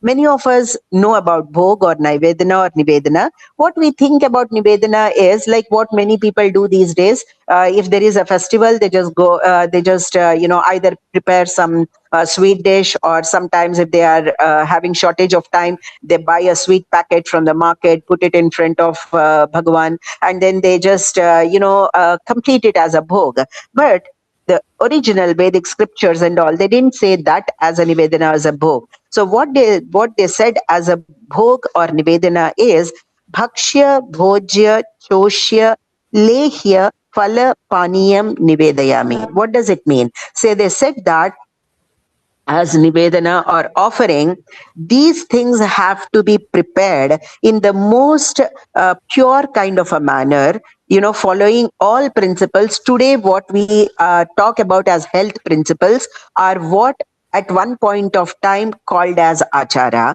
So what they said, all these things have to be prepared and given. Bhakshya, Bhojya, Choshya, Lehya, Phala, Paniyam. You might say, what is the relevance? Why we should prepare all this? Why we should give it all to the Bhagavan? So let me tell you, whatever we are giving it to Nivedana, ultimately it is us who is consuming them. We are the ones who are eating them. So when our Vedic scriptures told us to give all this, what are they actually telling us? So you will be surprised to know in present day science research. So this is any nutritionist will be aware of this pyramid of nutrition. So what is this pyramid of nutrition says is how many servings of each of the type of the food that we should be taking for a balanced, healthy, healthy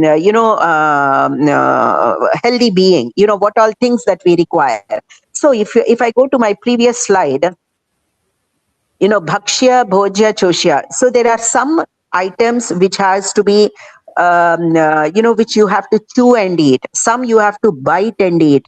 Some are syrupy in nature, Lehya, Choshya, Phala, some the fruits, some which are pure liquids. So what they are telling the women of the house is to give the family a balanced nutrition in the form of all these things, which is the pyramid, a bountiful variety of food in a balanced nutrition. That is what our Nivedana tradition or Naivedyam tradition is telling us. And that has manifested into something else today, and we are doing it as a ritual without understanding the meaning of it. And how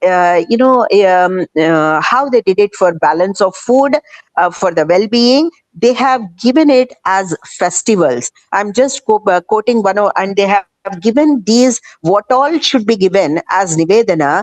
You will be knowing, those of you who belong to these native places, you will know that there are particular grains which were told to be given at the particular season, and they called it as the prasad or during that particular festival. So ultimately what they are propagating is they are propagating by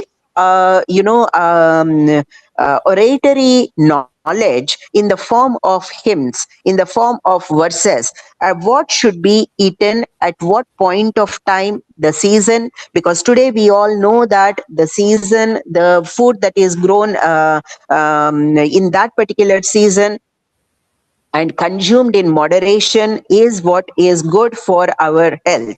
Now, one more example I can take, just 10 days from today, we are going to have this particular festival, which is Ugadi. And in Ugadi, we are told to make a particular kind of a prasada where 6 different things were essentially to be added. I will not go about the Ayurvedic importance of each of them, but I'll just talk about the neem flowers. So neem flowers, normally none of us think of consuming them as our dietary ingredient, but by putting them in this particular prasad, they are actually giving us something which is a wonderful anecdote for many of our stomach ailments that we are going to face in the this transition period where we transit from the winter to the summer period. Now, another what is happening today is there is huge change in the food dynamics. The consumer preferences are actually determining what we are eating. We are shifting away from our traditional foods, and what we are eating today is what we call as the food of convenience, but we are not having a balanced diet. But if we go back to our tradition, what we were told to eat is a very balanced nutrition, like I have just now quoted. Now, what the sad part of it is today, if you see the data, out of the 50,000 species that are known as edible, we are consuming only 150 of them as human food, because many of the foods we have lost them to our culture. So it is important that what we should be doing, we should be shifting back to our traditional, less explored food varieties, because they are more wholesome, they are more nutritious, they build body immunity and give us resistance. So what our practice has told us, our festival has told us in the form of a practice Naivedyam, or in the form of a practice or a ritual, the Prasad, is they are telling us what are the foods that have to be eaten at one point of time. Again, there is a shloka over here, Amantram Aksharam Nasti. I'm not going into the entire shloka, but what I want to say here is, Amantra Aksharam Nasti, Nasti Moolam Anaushadam. What does it mean? There is no single plant that does not have a medicinal value, which means that each and every plant has got a value of importance, and it is important for us to know about it and then use it for the purpose that it is meant to be used. And when these traditions were given to women, they are actually teaching us the science the behind that particular tradition. So we may not be knowing the goodness, the Ayurvedic importance or the health importance of neem, but then as a prasad we are consuming. We may not be knowing about the food pyramid and how it is going to be holistic for our health, but when we are practicing a ritual like a bhakshya bhojya lehya, we are giving our family a balanced nutrition.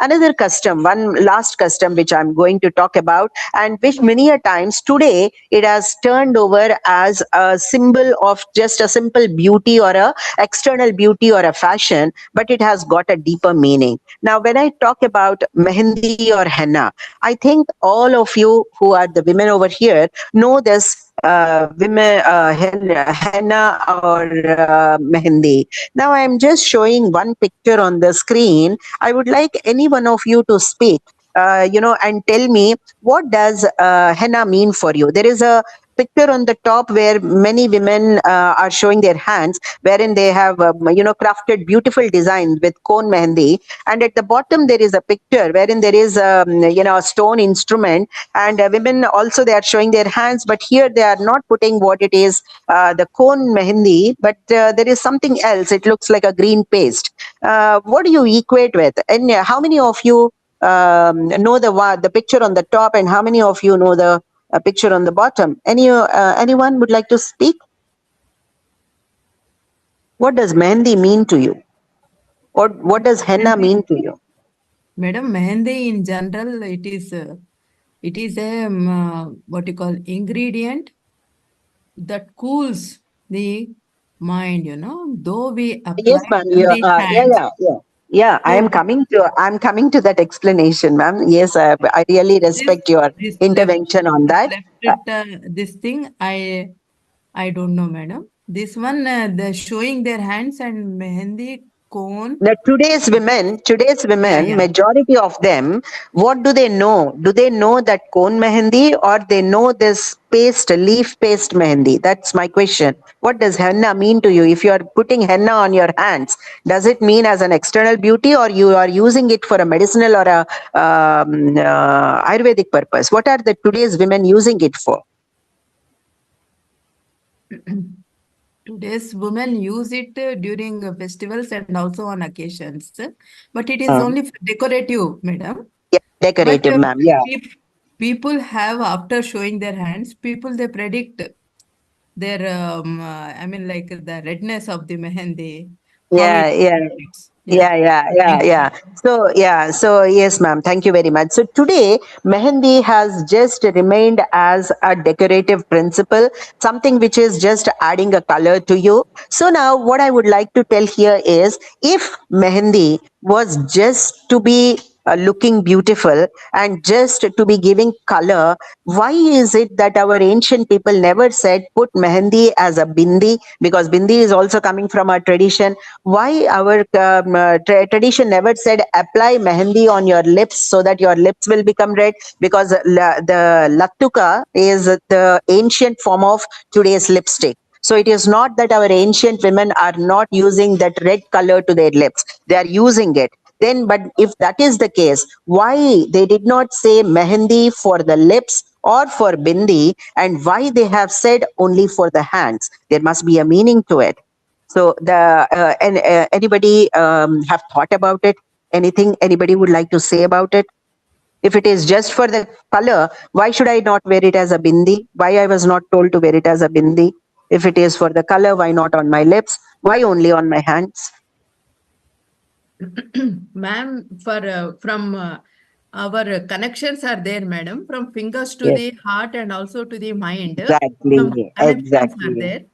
And exactly. Bindi, nobody has ever commented like this, ma'am. This is a good reflection.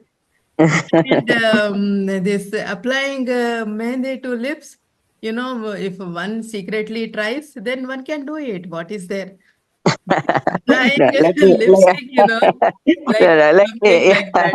Thank yes, you, ma'am. ma'am. Let me come into the science of it. So basically, when we are using these cones and all, what we are not using pure mehendi leaves. We are combining it with a chemical which is paraphenyladenamine. And what is the role of it? It is a complex compound, and when it is undergoes oxidation, when it is exposed to atmosphere, it has it has this ability to give a color to the surface wherever it is put. So if you put it on the cloth also, it will give a color to the cloth. So it is a chemical, and it is a known allergen. Scientifically, it is a known allergen, and it is proved to provoke cross allergy symptoms. You might feel the allergy. For some people, the allergy might manifest immediately. Sometimes it might cause some cross allergy, which you may not be able to detect it. It is subtle, but yes, it does exist. And many instances, scientific studies were done when it is used in excess. It is reported for dermatitis, renal failure, vertigo, tremors, convulsions, and many other things. Now, whereas the mehendi leaf that our tradition has told us what that particular leaf does when we are utilizing it in the proper way that we have to utilize, like ma'am has actually said, yes, the fingertips have got connections. So all of us know this culture, when we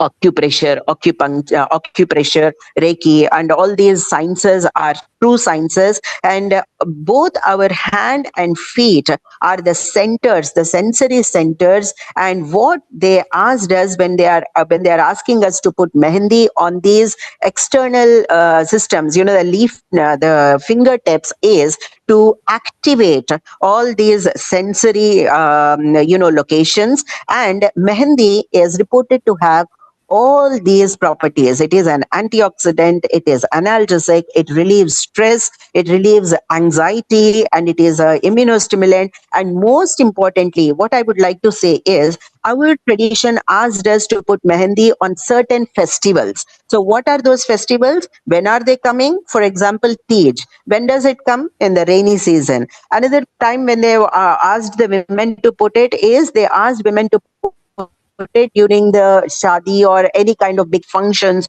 or festivals. Why? Because these are the timings where the rainy season, when there are a lot of people, when there are celebration, when there is possibility of contamination. So at the time when you are using this particular mehendi leaf, that acts as your protectant. And it is proven science today that certain ailments that are seen in the women, particularly why women, once again the question, because women, we expose our hands to moisture for extended periods of time in the day as compared to men. So we are more prone to fungal diseases and bacterial diseases for the extremities of our fingers. You all must have seen, like, there are some, sometimes our nails crack.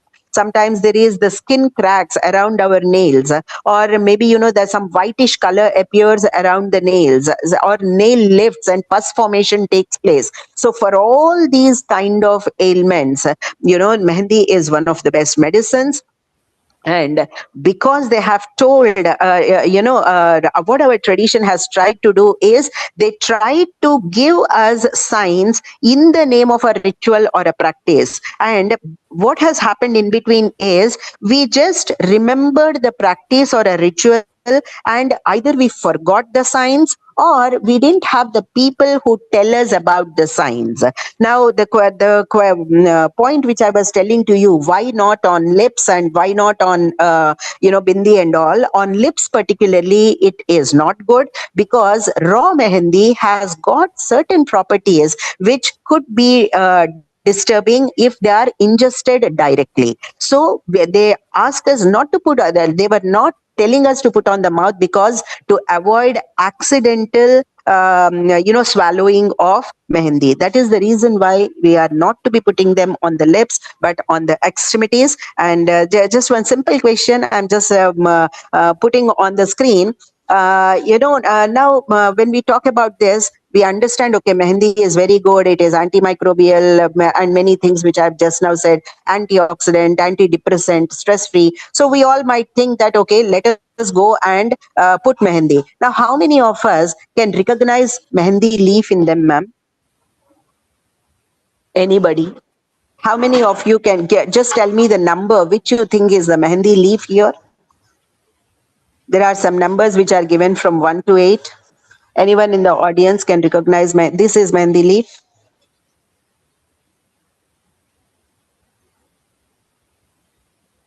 Third one, ma'am. Fifth one. Third and? Fifth, Fifth ma'am. one. Yeah, I'm very happy. I'm very happy that you could still recognize, ma'am.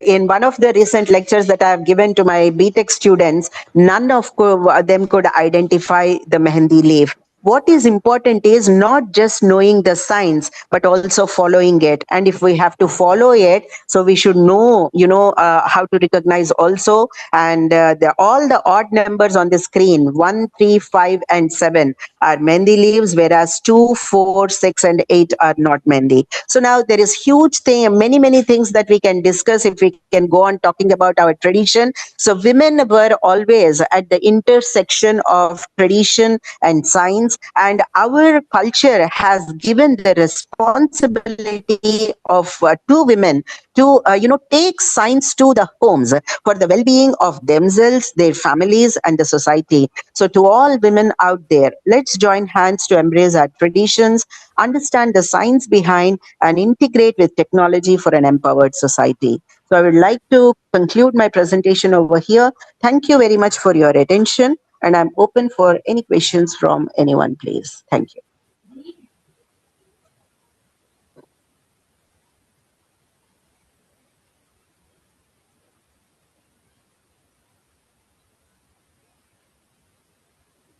Ma'am, such a wonderful lecture, madam. And you have shown the pictures of leaves also. Ma'am, Thank you, ma'am. Thank you so much. Thank you. Anybody wish to interact with ma'am? It is welcome. I have a doubt question, madam. May I? Yes, ma'am. Sure, ma'am. Anybody from the participant side wish to interact with ma'am? I'm asking a question, ma'am. Yes, ma'am. Please do. So, ma'am, in our homes, we are not allowed to plant a mehendi tree. That's a misnomer, ma'am. I have a mehendi plant in my garden. Oh, maybe it is on which side of the, not in front, anyway.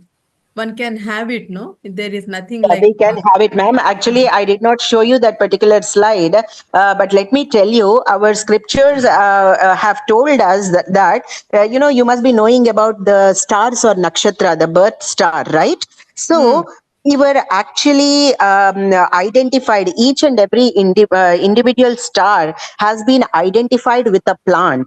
And they said that on your birthday, you celebrate by planting that tree. That means the child is supposed to plant the tree of their nakshatra. So that was our actual tradition, ma'am, which we have forgotten. So like that, many a times, the reason why I tell you mehendi and also another tree, many a times people think, what is that? In drumstick. So these are trees which are drumstick, and also another tree which people had reservations. There are reasons, not that prohibition or religion. This drumstick has got a property to attract dimak. So dimak, no ma'am, dimak means one of the pest. In Telugu, no. In Telugu, we call them as chedapurugulu. They are actually wood borers. So when they have given a direction and a position to the plant, it is for a reason, ma'am. Vastu is a science. When they say at a particular, they said that your kitchen has to be in Agneya Disha. Your prayer place has to be in Ishanya Disha. So, the certain plants have got certain properties. Like I have just now said, these plants produce certain phenolic compounds, certain alkaloid compounds, certain metabolites, which have got different properties. So considering that, they have told a direction, because this particular direction, this comes, it is good for your health. So ultimately, whatever our Vedic scriptures have said, whether it is the people tree, I can actually go on, and each every tree, because I'm a plant sciences person and I'm a microbial biotechnologist by profession. So each of them, when they were said, this is the place, it is not to prohibit you from doing it at another place. It is to tell that what is best to do with this particular plant, at which time and at which place. That is the reason, ma'am.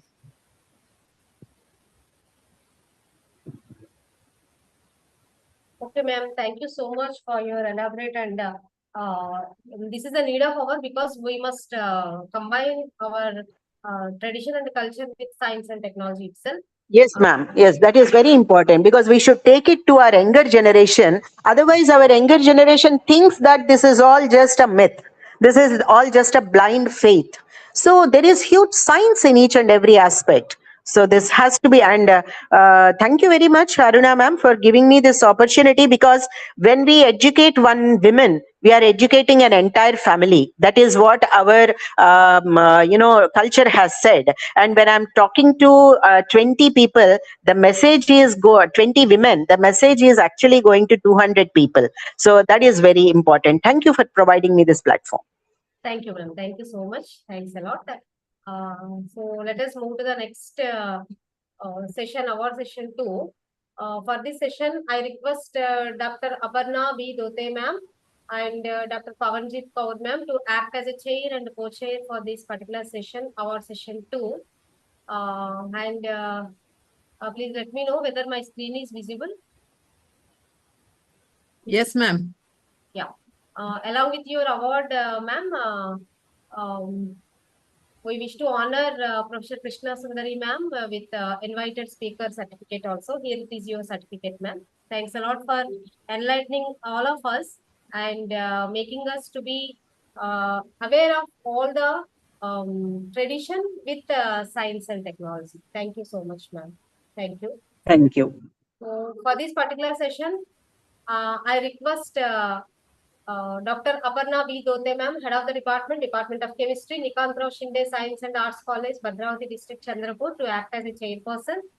And Dr. Pavanjit Kaur ma'am, Assistant Professor Chemistry, School of Mechatronics Engineering, Symbiosis Skills and Professional University, Pune, Maharashtra, to act as a co-chairperson.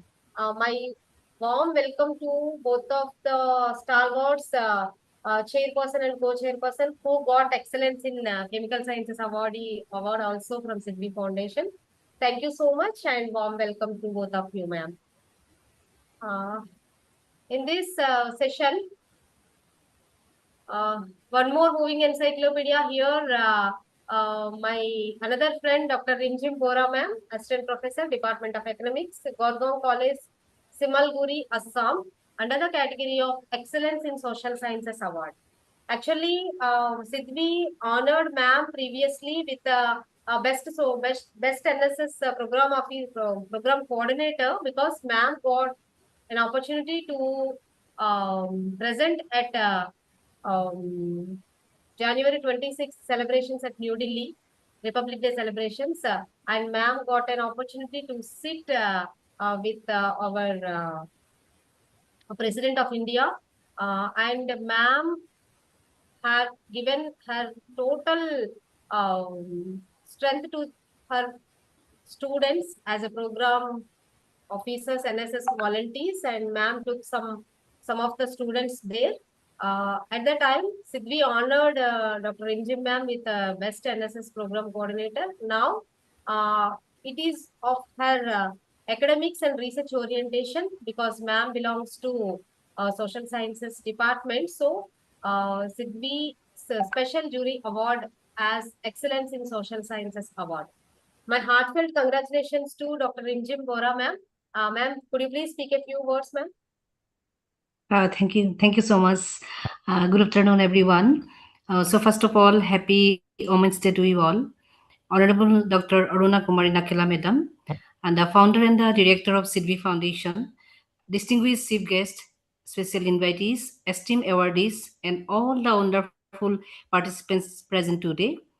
It's indeed a great honor for me to be here at this International Award Ceremony, Adwitiyah Naari 2026, and being part of a platform that celebrates the strength, achievements, and contributions of women from different walks of life is truly inspiring. I would like to sincerely appreciate and thank the Sidvi Foundation, especially the most empowered lady, Dr. Runa Madam, for organizing this wonderful program.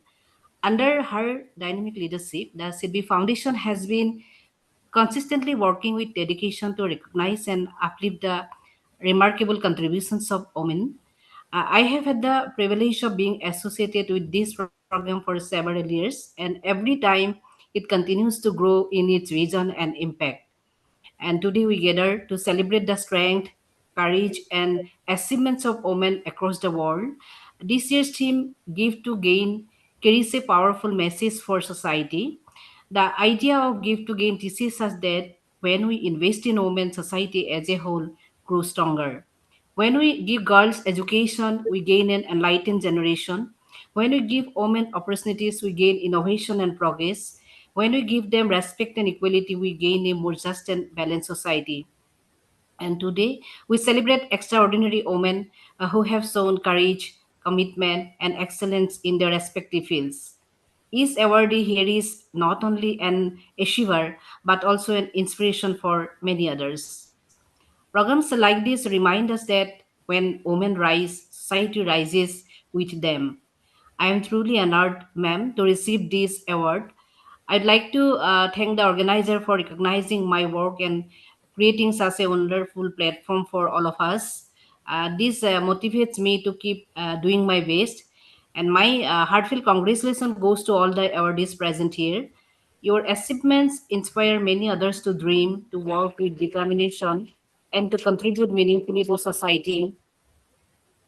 Each one of us is a shining example of how commitment and passion can transform communities and shape a better future. Once again, my sincere appreciation to the organizer for creating such a meaningful and empowering platform for women. From my point of view, all events of Sidvi Foundation are truly inspiring, and wish you all the very best for your future endeavors. Thank you very much. Thank you, Madam Oruna, Madam, and thank you each and everyone present here. Thank you. Thank you so much, ma'am. Thank you. Actually, you need to be honored with the Supermom Award also, because at this platform, I wish to say one thing about Dr. Inji ma'am. Ma'am is a an inspirational mother also, because she is motivating her two children with the regional arts also there. Ma'am's son is a very good drummist, and he will play a very good art of the regional Assami arts like drums. Ma'am, what we could say that, ma'am, that art? Yeah, dhol.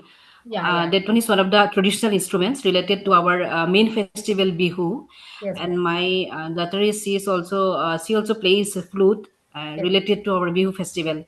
Along with her studies as a doctor, could be doctor, right, ma'am?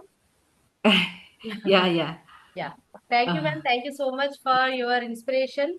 You're a super mom also on this juncture, along with your excellency in social sciences. Thank you so much, Thank ma'am. you so Thank much. you. Thank you And so once much, ma'am. again, hearty congratulations to you, ma'am. Thank you so much.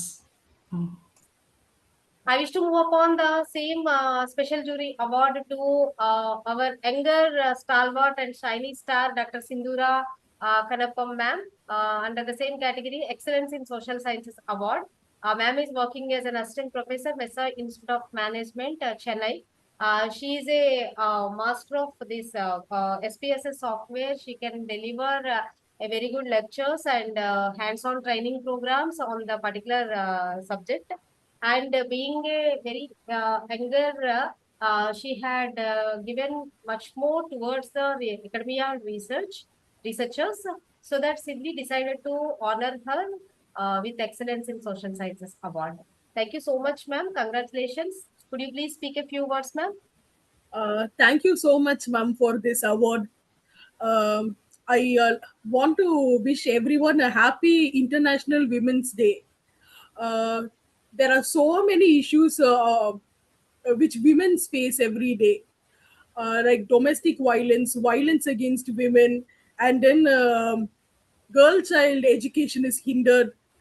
I would like to bring to light about only one challenge today on this occasion, which is microaggression, which women face at work. It's like cutting a single paper.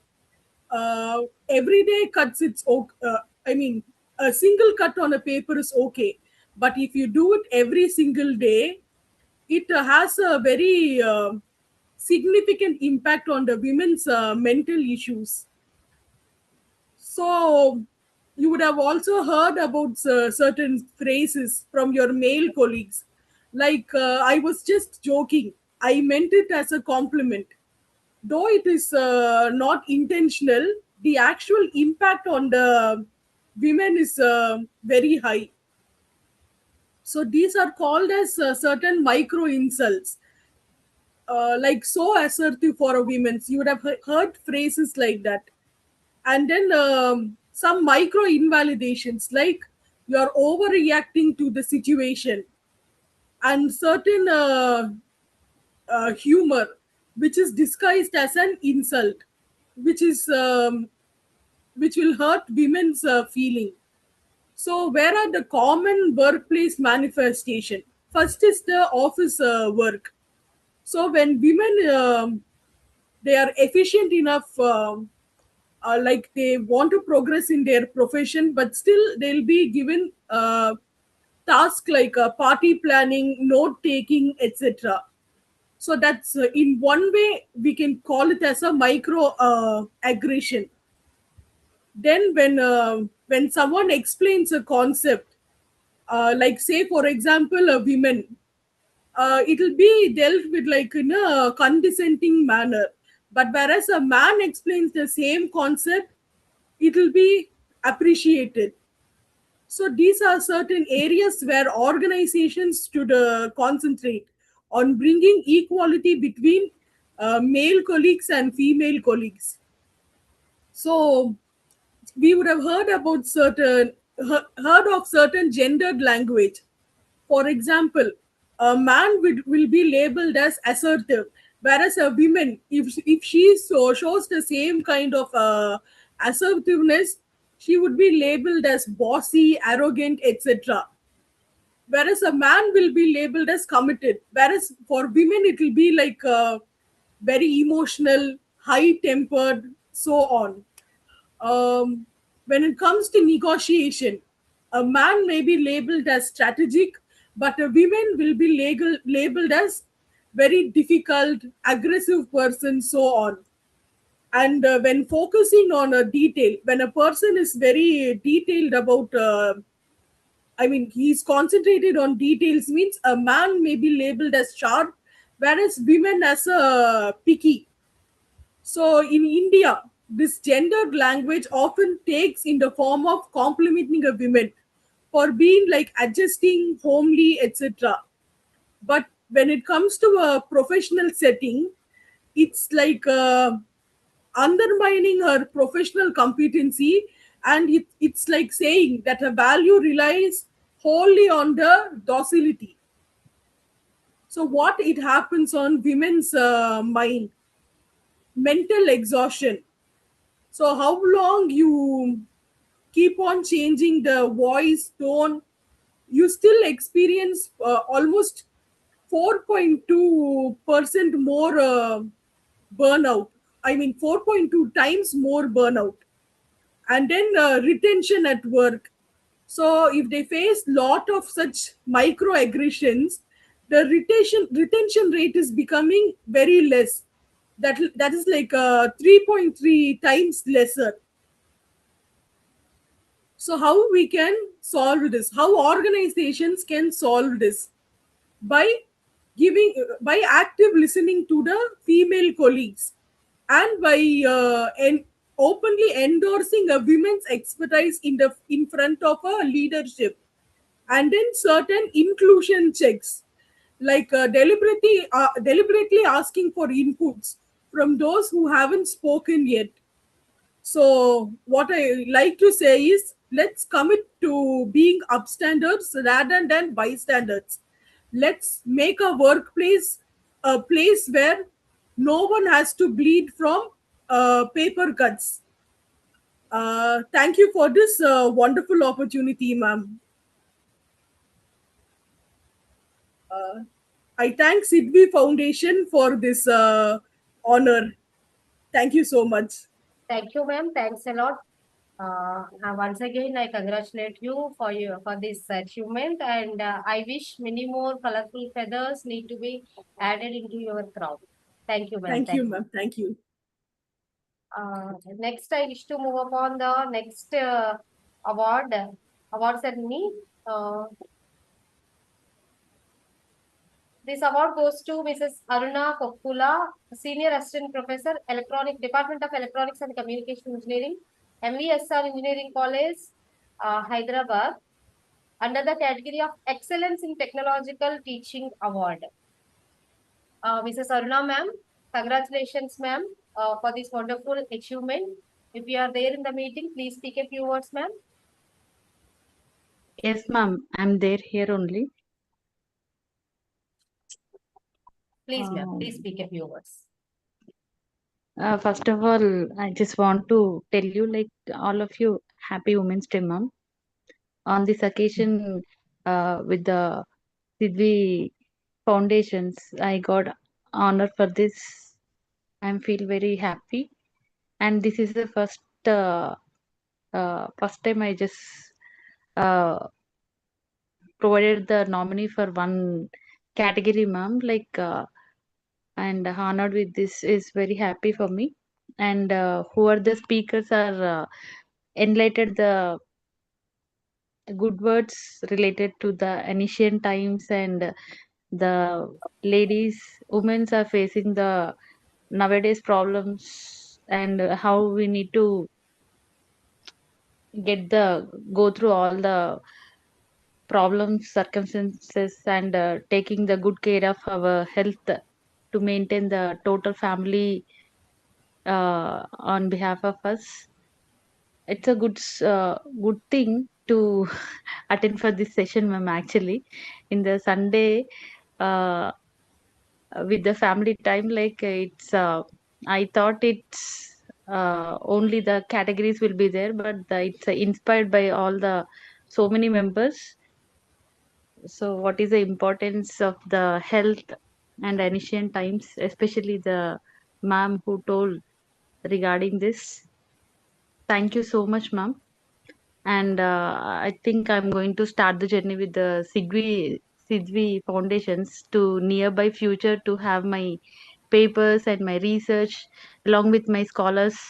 Definitely, I'm take care of this opportunity to utilize full-fledged, ma'am. Thank you, ma'am. Thank you so much. Thank you. Here it is your beautiful Thank you. memento and your certificate, ma'am. Being a very younger age, you got this award.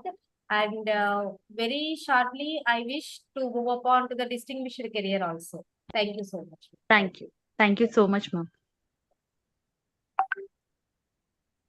I wish to move on to the next awardee, Dr. Lalita Ellanki, Associate Professor, Department of Electronics and Communication Engineering, Stanley College of Engineering and Technology for Women, Hyderabad, under the category of Young Faculty Excellence Award. Congratulations, Dr. Lata ma'am. If you are there, please speak a few words, ma'am.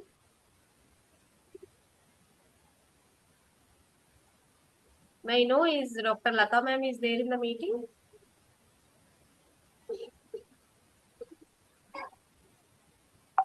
Okay. Okay, ma'am. Congratulations once again, Dr. Lata ma'am. And here it is your certificate, ma'am.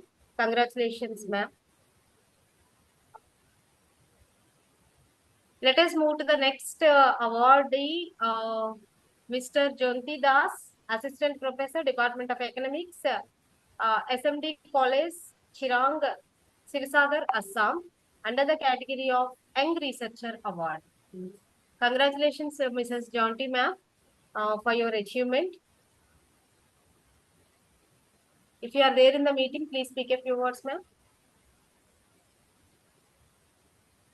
We are all got an opportunity to meet here on this Sunday on celebrating 115th years of International Women's Day. So it's my pleasure to stand before all of you. And with this, we had concluded our award session 3. Award session 2. And let us move to the award session 3. For this session, I request Dr. Rimjim Bora ma'am, Assistant Professor, Department of Economics, Gurgaon College, Simalguri, Assam, to act as chairperson. A very warm welcome to you, ma'am. And I request Dr. Sindura ma'am, Assistant Professor, Mesa Institute of Management, Chennai, to act as co-chairperson for this particular session. A very warm welcome, Dr. Rimjim ma'am, Dr. Sindura ma'am, to act as chair and co-chair for this particular session. So under this session, I would like to announce special jury awards to Dr. Sangeeta Bhimrao Dongre, Assistant Professor, Department of Zoology, Government College of Arts and Science, Aurangabad, Maharashtra, under the category of Excellence in Life Sciences Award. Congratulations, Dr. Sangeeta ma'am. Thank you so much, ma'am. Am I Yeah. audible? Am Yes, I ma'am, you audible, are ma'am? there. Yes, ma'am. Please Okay. speak a few words, ma'am. Thank you so much, ma'am. I am incredibly humbled to accept this award today. Thank you to Sidvi Foundation and Aruna ma'am for this recognition. To be honored for scientific excellence on a day dedicated to women's worldwide is a reminder that when women are given the tools and the stage, we change the world. So science is a collaborative journey, and I share this honor with everyone who have been a part of my research. Let's keep pushing the boundaries of what possible. Thank you so much, ma'am, for inspiring us and giving this award and honoring me with this. I hope that everybody from the science field, from life science, will often take this small change that will lead to the big breakthrough. And this award really gives us the moment that always whatever the my goals are there that has contribute to a deeper understanding of my subject related to life science. And I'm really thankful to Sidvi Foundation and Aruna ma'am for honoring me in this field of research related to life science. Thank you, one and all, and happy Women's International Women's Day to all. Thank you, ma'am. Thank you, ma'am. Thank you so Thank much. you. All the time I could see your workability, and you are a like working standard to your organization. Even though that is a government college, you are a very hard worker, doing all the time many events at your college, ma'am. I had visited personally also, and I had seen your workability there. So thanks a lot, ma'am, for being with me to encourage and to motivate all the time. Thank you so much. Thank you, ma'am. Thank you. I would like to move to the next one second. Next award goes to Dr. N. Bhartajyoti, ma'am.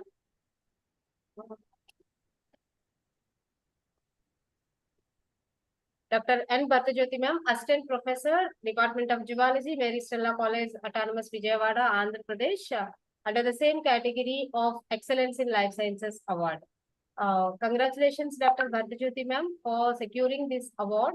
And you are the motivator all the time to your students, and cherish with many more in the coming near future. Thank you so much, ma'am. Thank you. If you are there, please speak a few words, ma'am. So let us move to the next award goes to Mrs.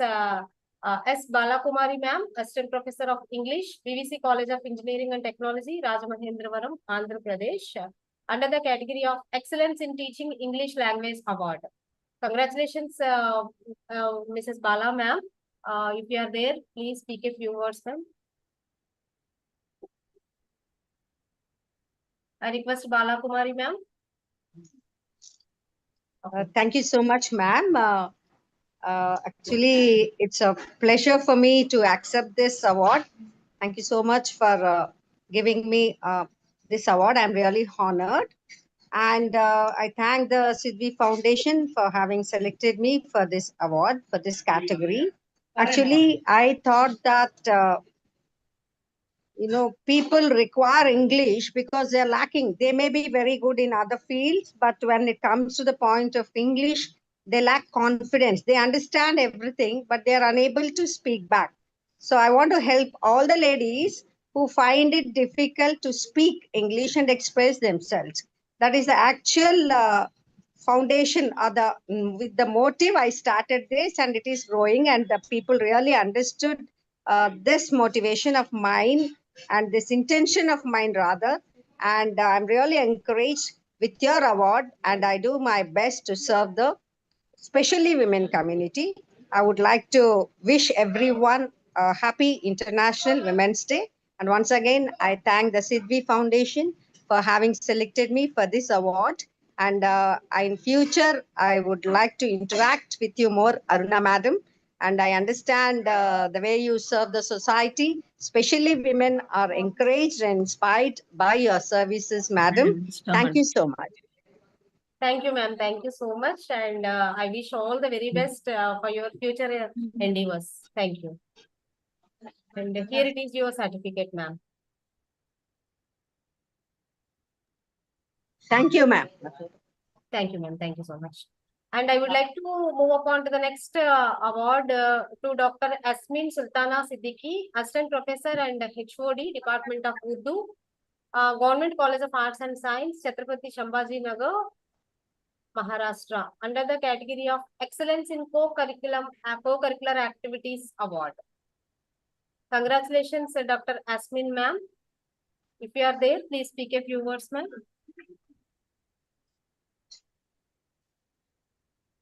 Okay. So here it is your certificate, ma'am. Once again, I congratulate you on behalf of Sidvi Foundation. Next, I wish to move upon to the next award goes to Dr. Rajani, ma'am, Professor, Department of ECE, College of Engineering, JNTU, Anantapuram, under the category of Women Educationist Excellence Award. Congratulations, Dr. Rajani, ma'am. If you are there, please speak a few words, ma'am.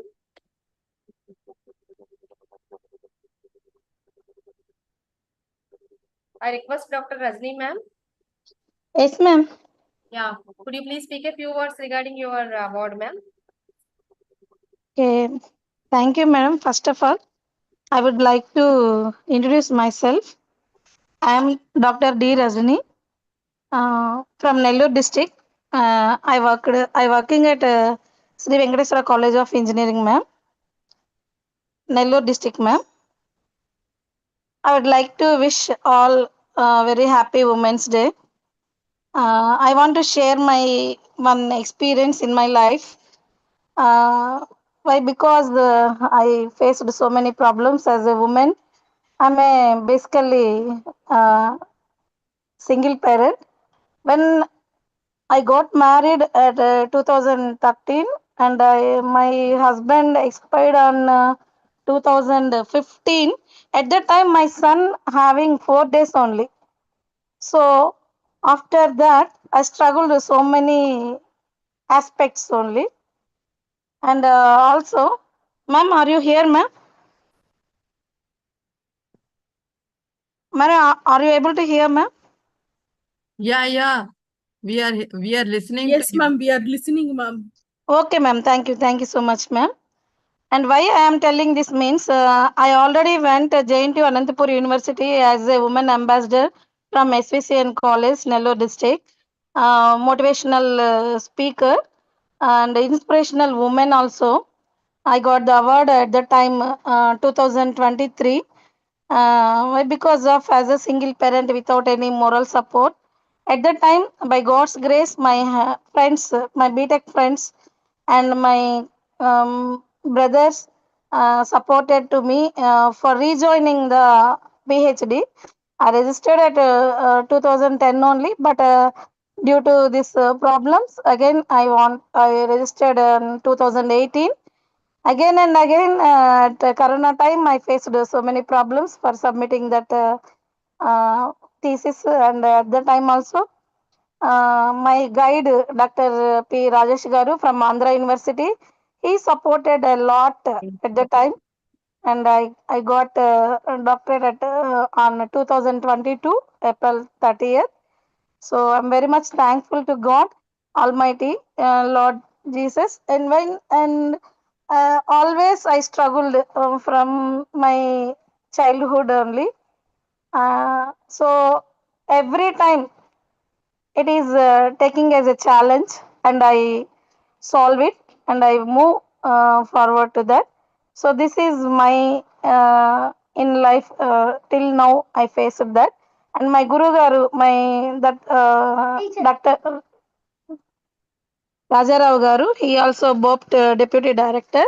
He also supported me a lot, and he told one thing. I want to write a book from your life, that is failure to success story. Why? Because at that time, again, my life started at zero.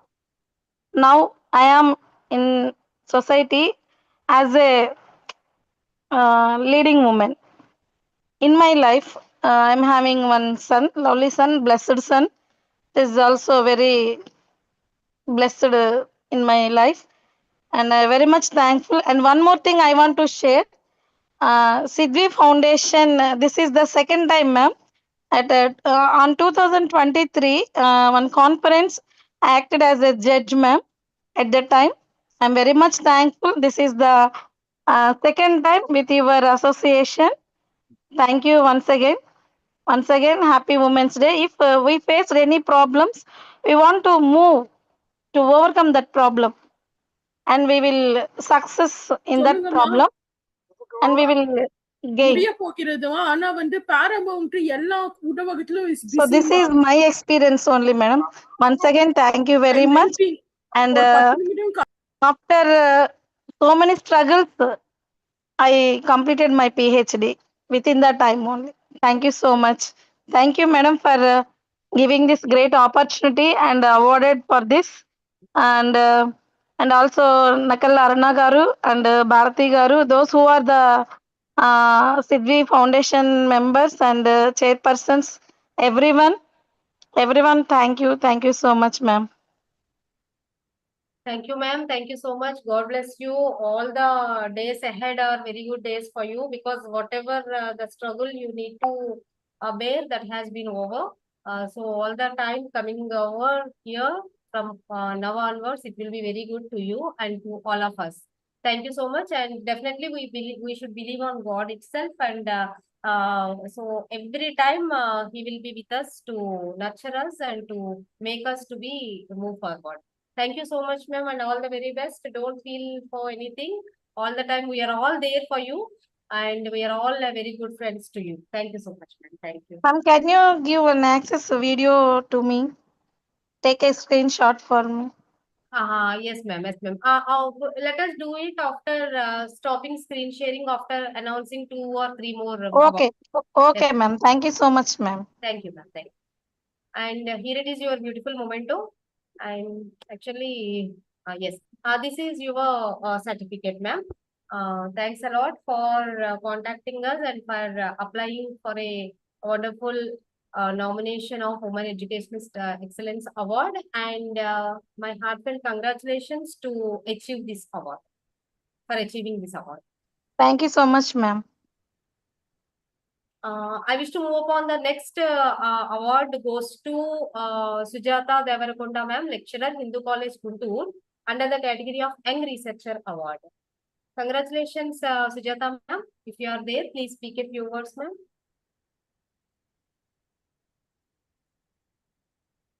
I request Sujata ma'am. Are you there, ma'am? Okay. So here it is your memento and certificate, ma'am. Congratulations, ma'am. Thank you so much for joining with us.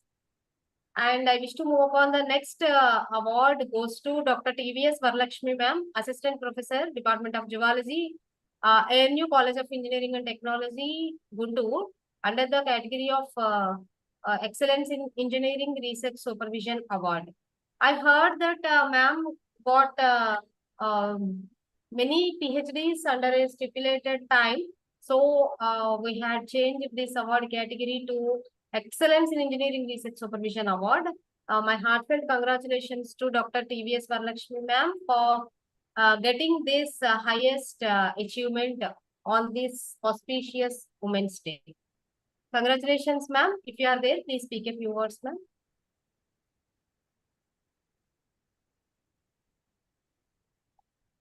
Okay. So here it is your certificate, ma'am. All the very best, and I wish you to get many more emoluments in the coming near future. And I wish to move on the next award goes to Dr. Sunita ma'am, faculty member, Department of Environmental Sciences, University College, ANU, Guntur, under the category of Women Educationist Excellence Award. Congratulations, ma'am. Dr. Sunita ma'am, are you there in the meeting, ma'am? So here it is your certificate, ma'am. My hearty congratulations to you, ma'am.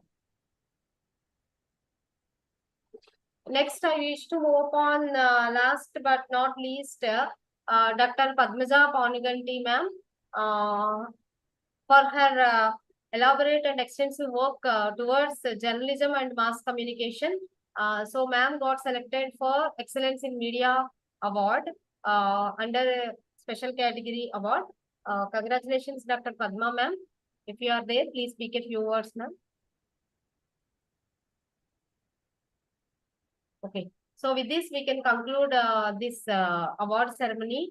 And as today is a holiday, auspicious day for all of us to do some of our personal works and any pending works also throughout the week. And we got almost 1.5 day on this, we spent on this. And without much delaying, I wish to conclude this. Before conclusion, I request any one of the guests or speakers or awardees wish to speak a few words for a minute. It is welcome.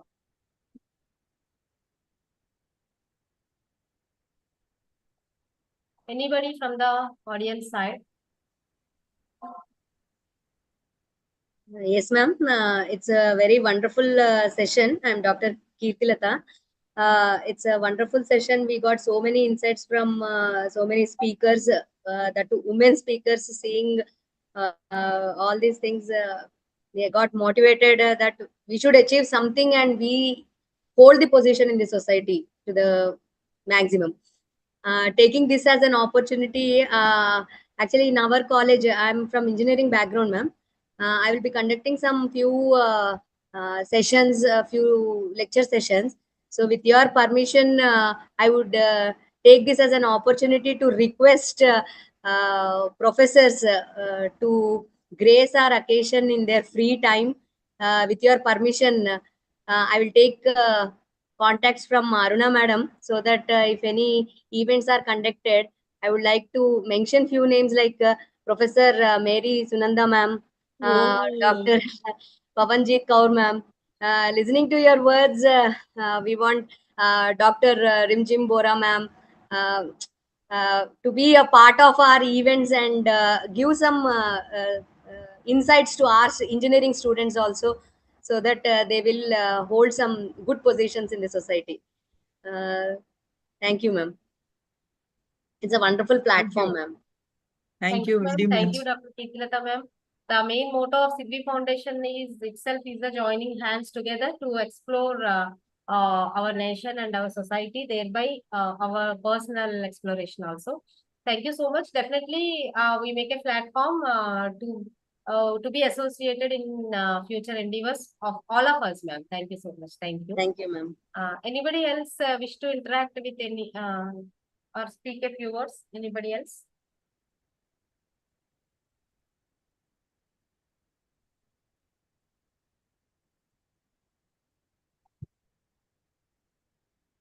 Okay. So let us move to the ending of this International Women's Day Adwitiyah Naari. So I myself, Dr. Aruna, founder and CEO of Sidvi Foundation and working as an assistant principal, assistant professor, College of Engineering, Dr. B.R. Ambedkar University, Srikakulam, stand before you to say my heartfelt vote of thanks of this auspicious occasion. Good afternoon, one and all. It's my great honor and privilege to deliver the vote of thanks on this wonderful occasion of celebrating International Women's Day through the inspiring program Adwitiyah Naari, and which beautifully highlights the uniqueness, strength, and achievements of all of us as a woman. First and foremost, I would like to express my heartfelt gratitude to our esteemed chief guest, Dr. Rania Lampo ma'am, and other distinguished dignitaries and special invitees for gracing the occasion with their valuable presence and for sharing their insightful thoughts. And your inspiring words have truly motivated us to continue working towards women's empowerment and equality. Actually, I myself had also got motivated to stand before you with some of my achievements in future itself and some of my futuristic endeavors and events to be conducted all the time and to come forward along with you all the time. Thank you so much, one and all, for gracing this, giving me such a wonderful opportunity. And a special note of appreciation goes to all the speakers and awardees, participants who enriched this program with their knowledge, talent, and enthusiasm. And your cooperation make this event such a wonderful platform. And your contributions have added great value to the spirit of today's celebration. I would like to thank all the respected faculty members, guests, and participants who joined us today and make this program lively and engaging. Your presence reflects your commitment to supporting and celebrating the achievements of women in every sphere of life. Finally, let us remember that the theme of Adwitiyah Naari reminds us, give to gain. That itself, as every woman is unique and our uniqueness will give us to gain something new and something unique, which is a very wonderful uniqueness among the nations and world. And we must be powerful and capable of shaping a better society together, and let's continue to support, respect, and empower women in all aspects of life. And I myself saying my heartfelt thanks to one and all who joined over here. And since the inception of this program, since 9:32 till now, you're all with me. Professor Dr. Rinjim ma'am, Professor Dr. G. Mary ma'am, and Dr. Sindura ma'am, and Dr. Pavanjit Kaur ma'am, Dr. Sangeeta Dongre ma'am, Dr. Aparna ma'am, Dr. Sunanda ma'am. Not one and all, name by name, I would like to make my heartfelt thanks to one and all. And not only this, I would like to express one more thanks to our President, Sidvi Foundation, SSRD, Mr. Nagbabu Abraju sir, also with us all the time since starting to till now.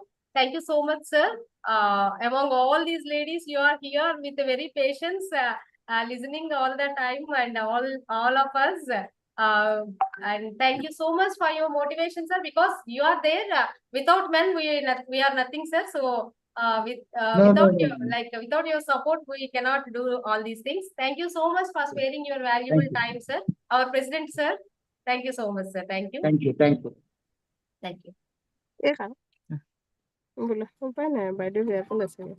Thank you. And on this occasion, I would like to express one more thing, that anybody, the participants, guests, and awardees, if you wish to publish your papers on this occasion, you please send to me. I'll make it to be published in our international journal, International Journal of Science, Engineering, Arts, and Management, which is a double peer reviewed with with ISSN number, and we'll make all the publications in that particular journal. And within a short span of time, I'll send the certificates and mementos to your respective addresses also, both awardees and guests. Thank you so much for giving me such a wonderful opportunity to be with you and to spend time with all of you and to enrich myself. Thank you so much. And let us conclude our meeting with national anthem. I request all of you to please join your tones to sing national anthem. Before that, Rajni ma'am told to take a screenshot. Yes, So, ma'am. if possible, I request all of you to please switch on your videos, so that we can take a photo.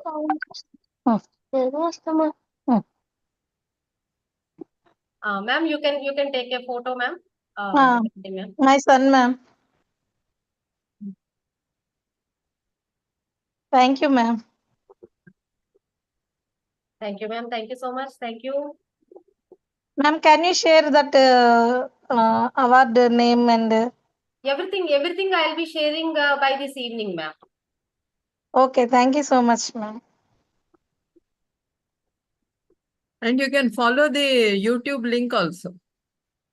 Yes, ma'am. It is there. YouTube link also there. You can view at your free time.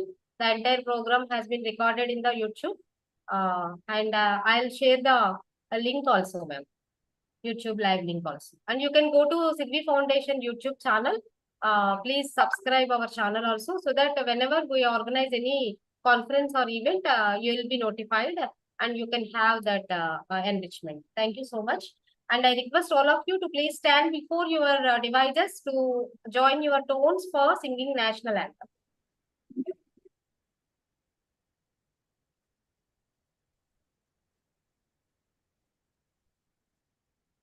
I request all of you to please unmute yourself and join your tones for singing national anthem.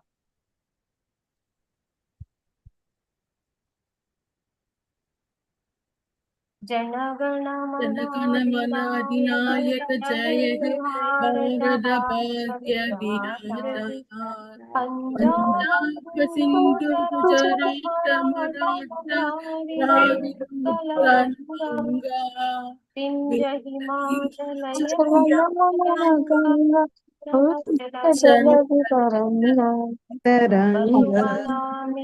शुभ नाम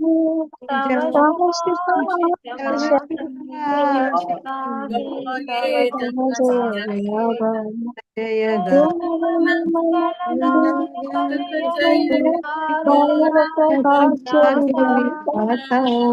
जय हे जय हे जय हे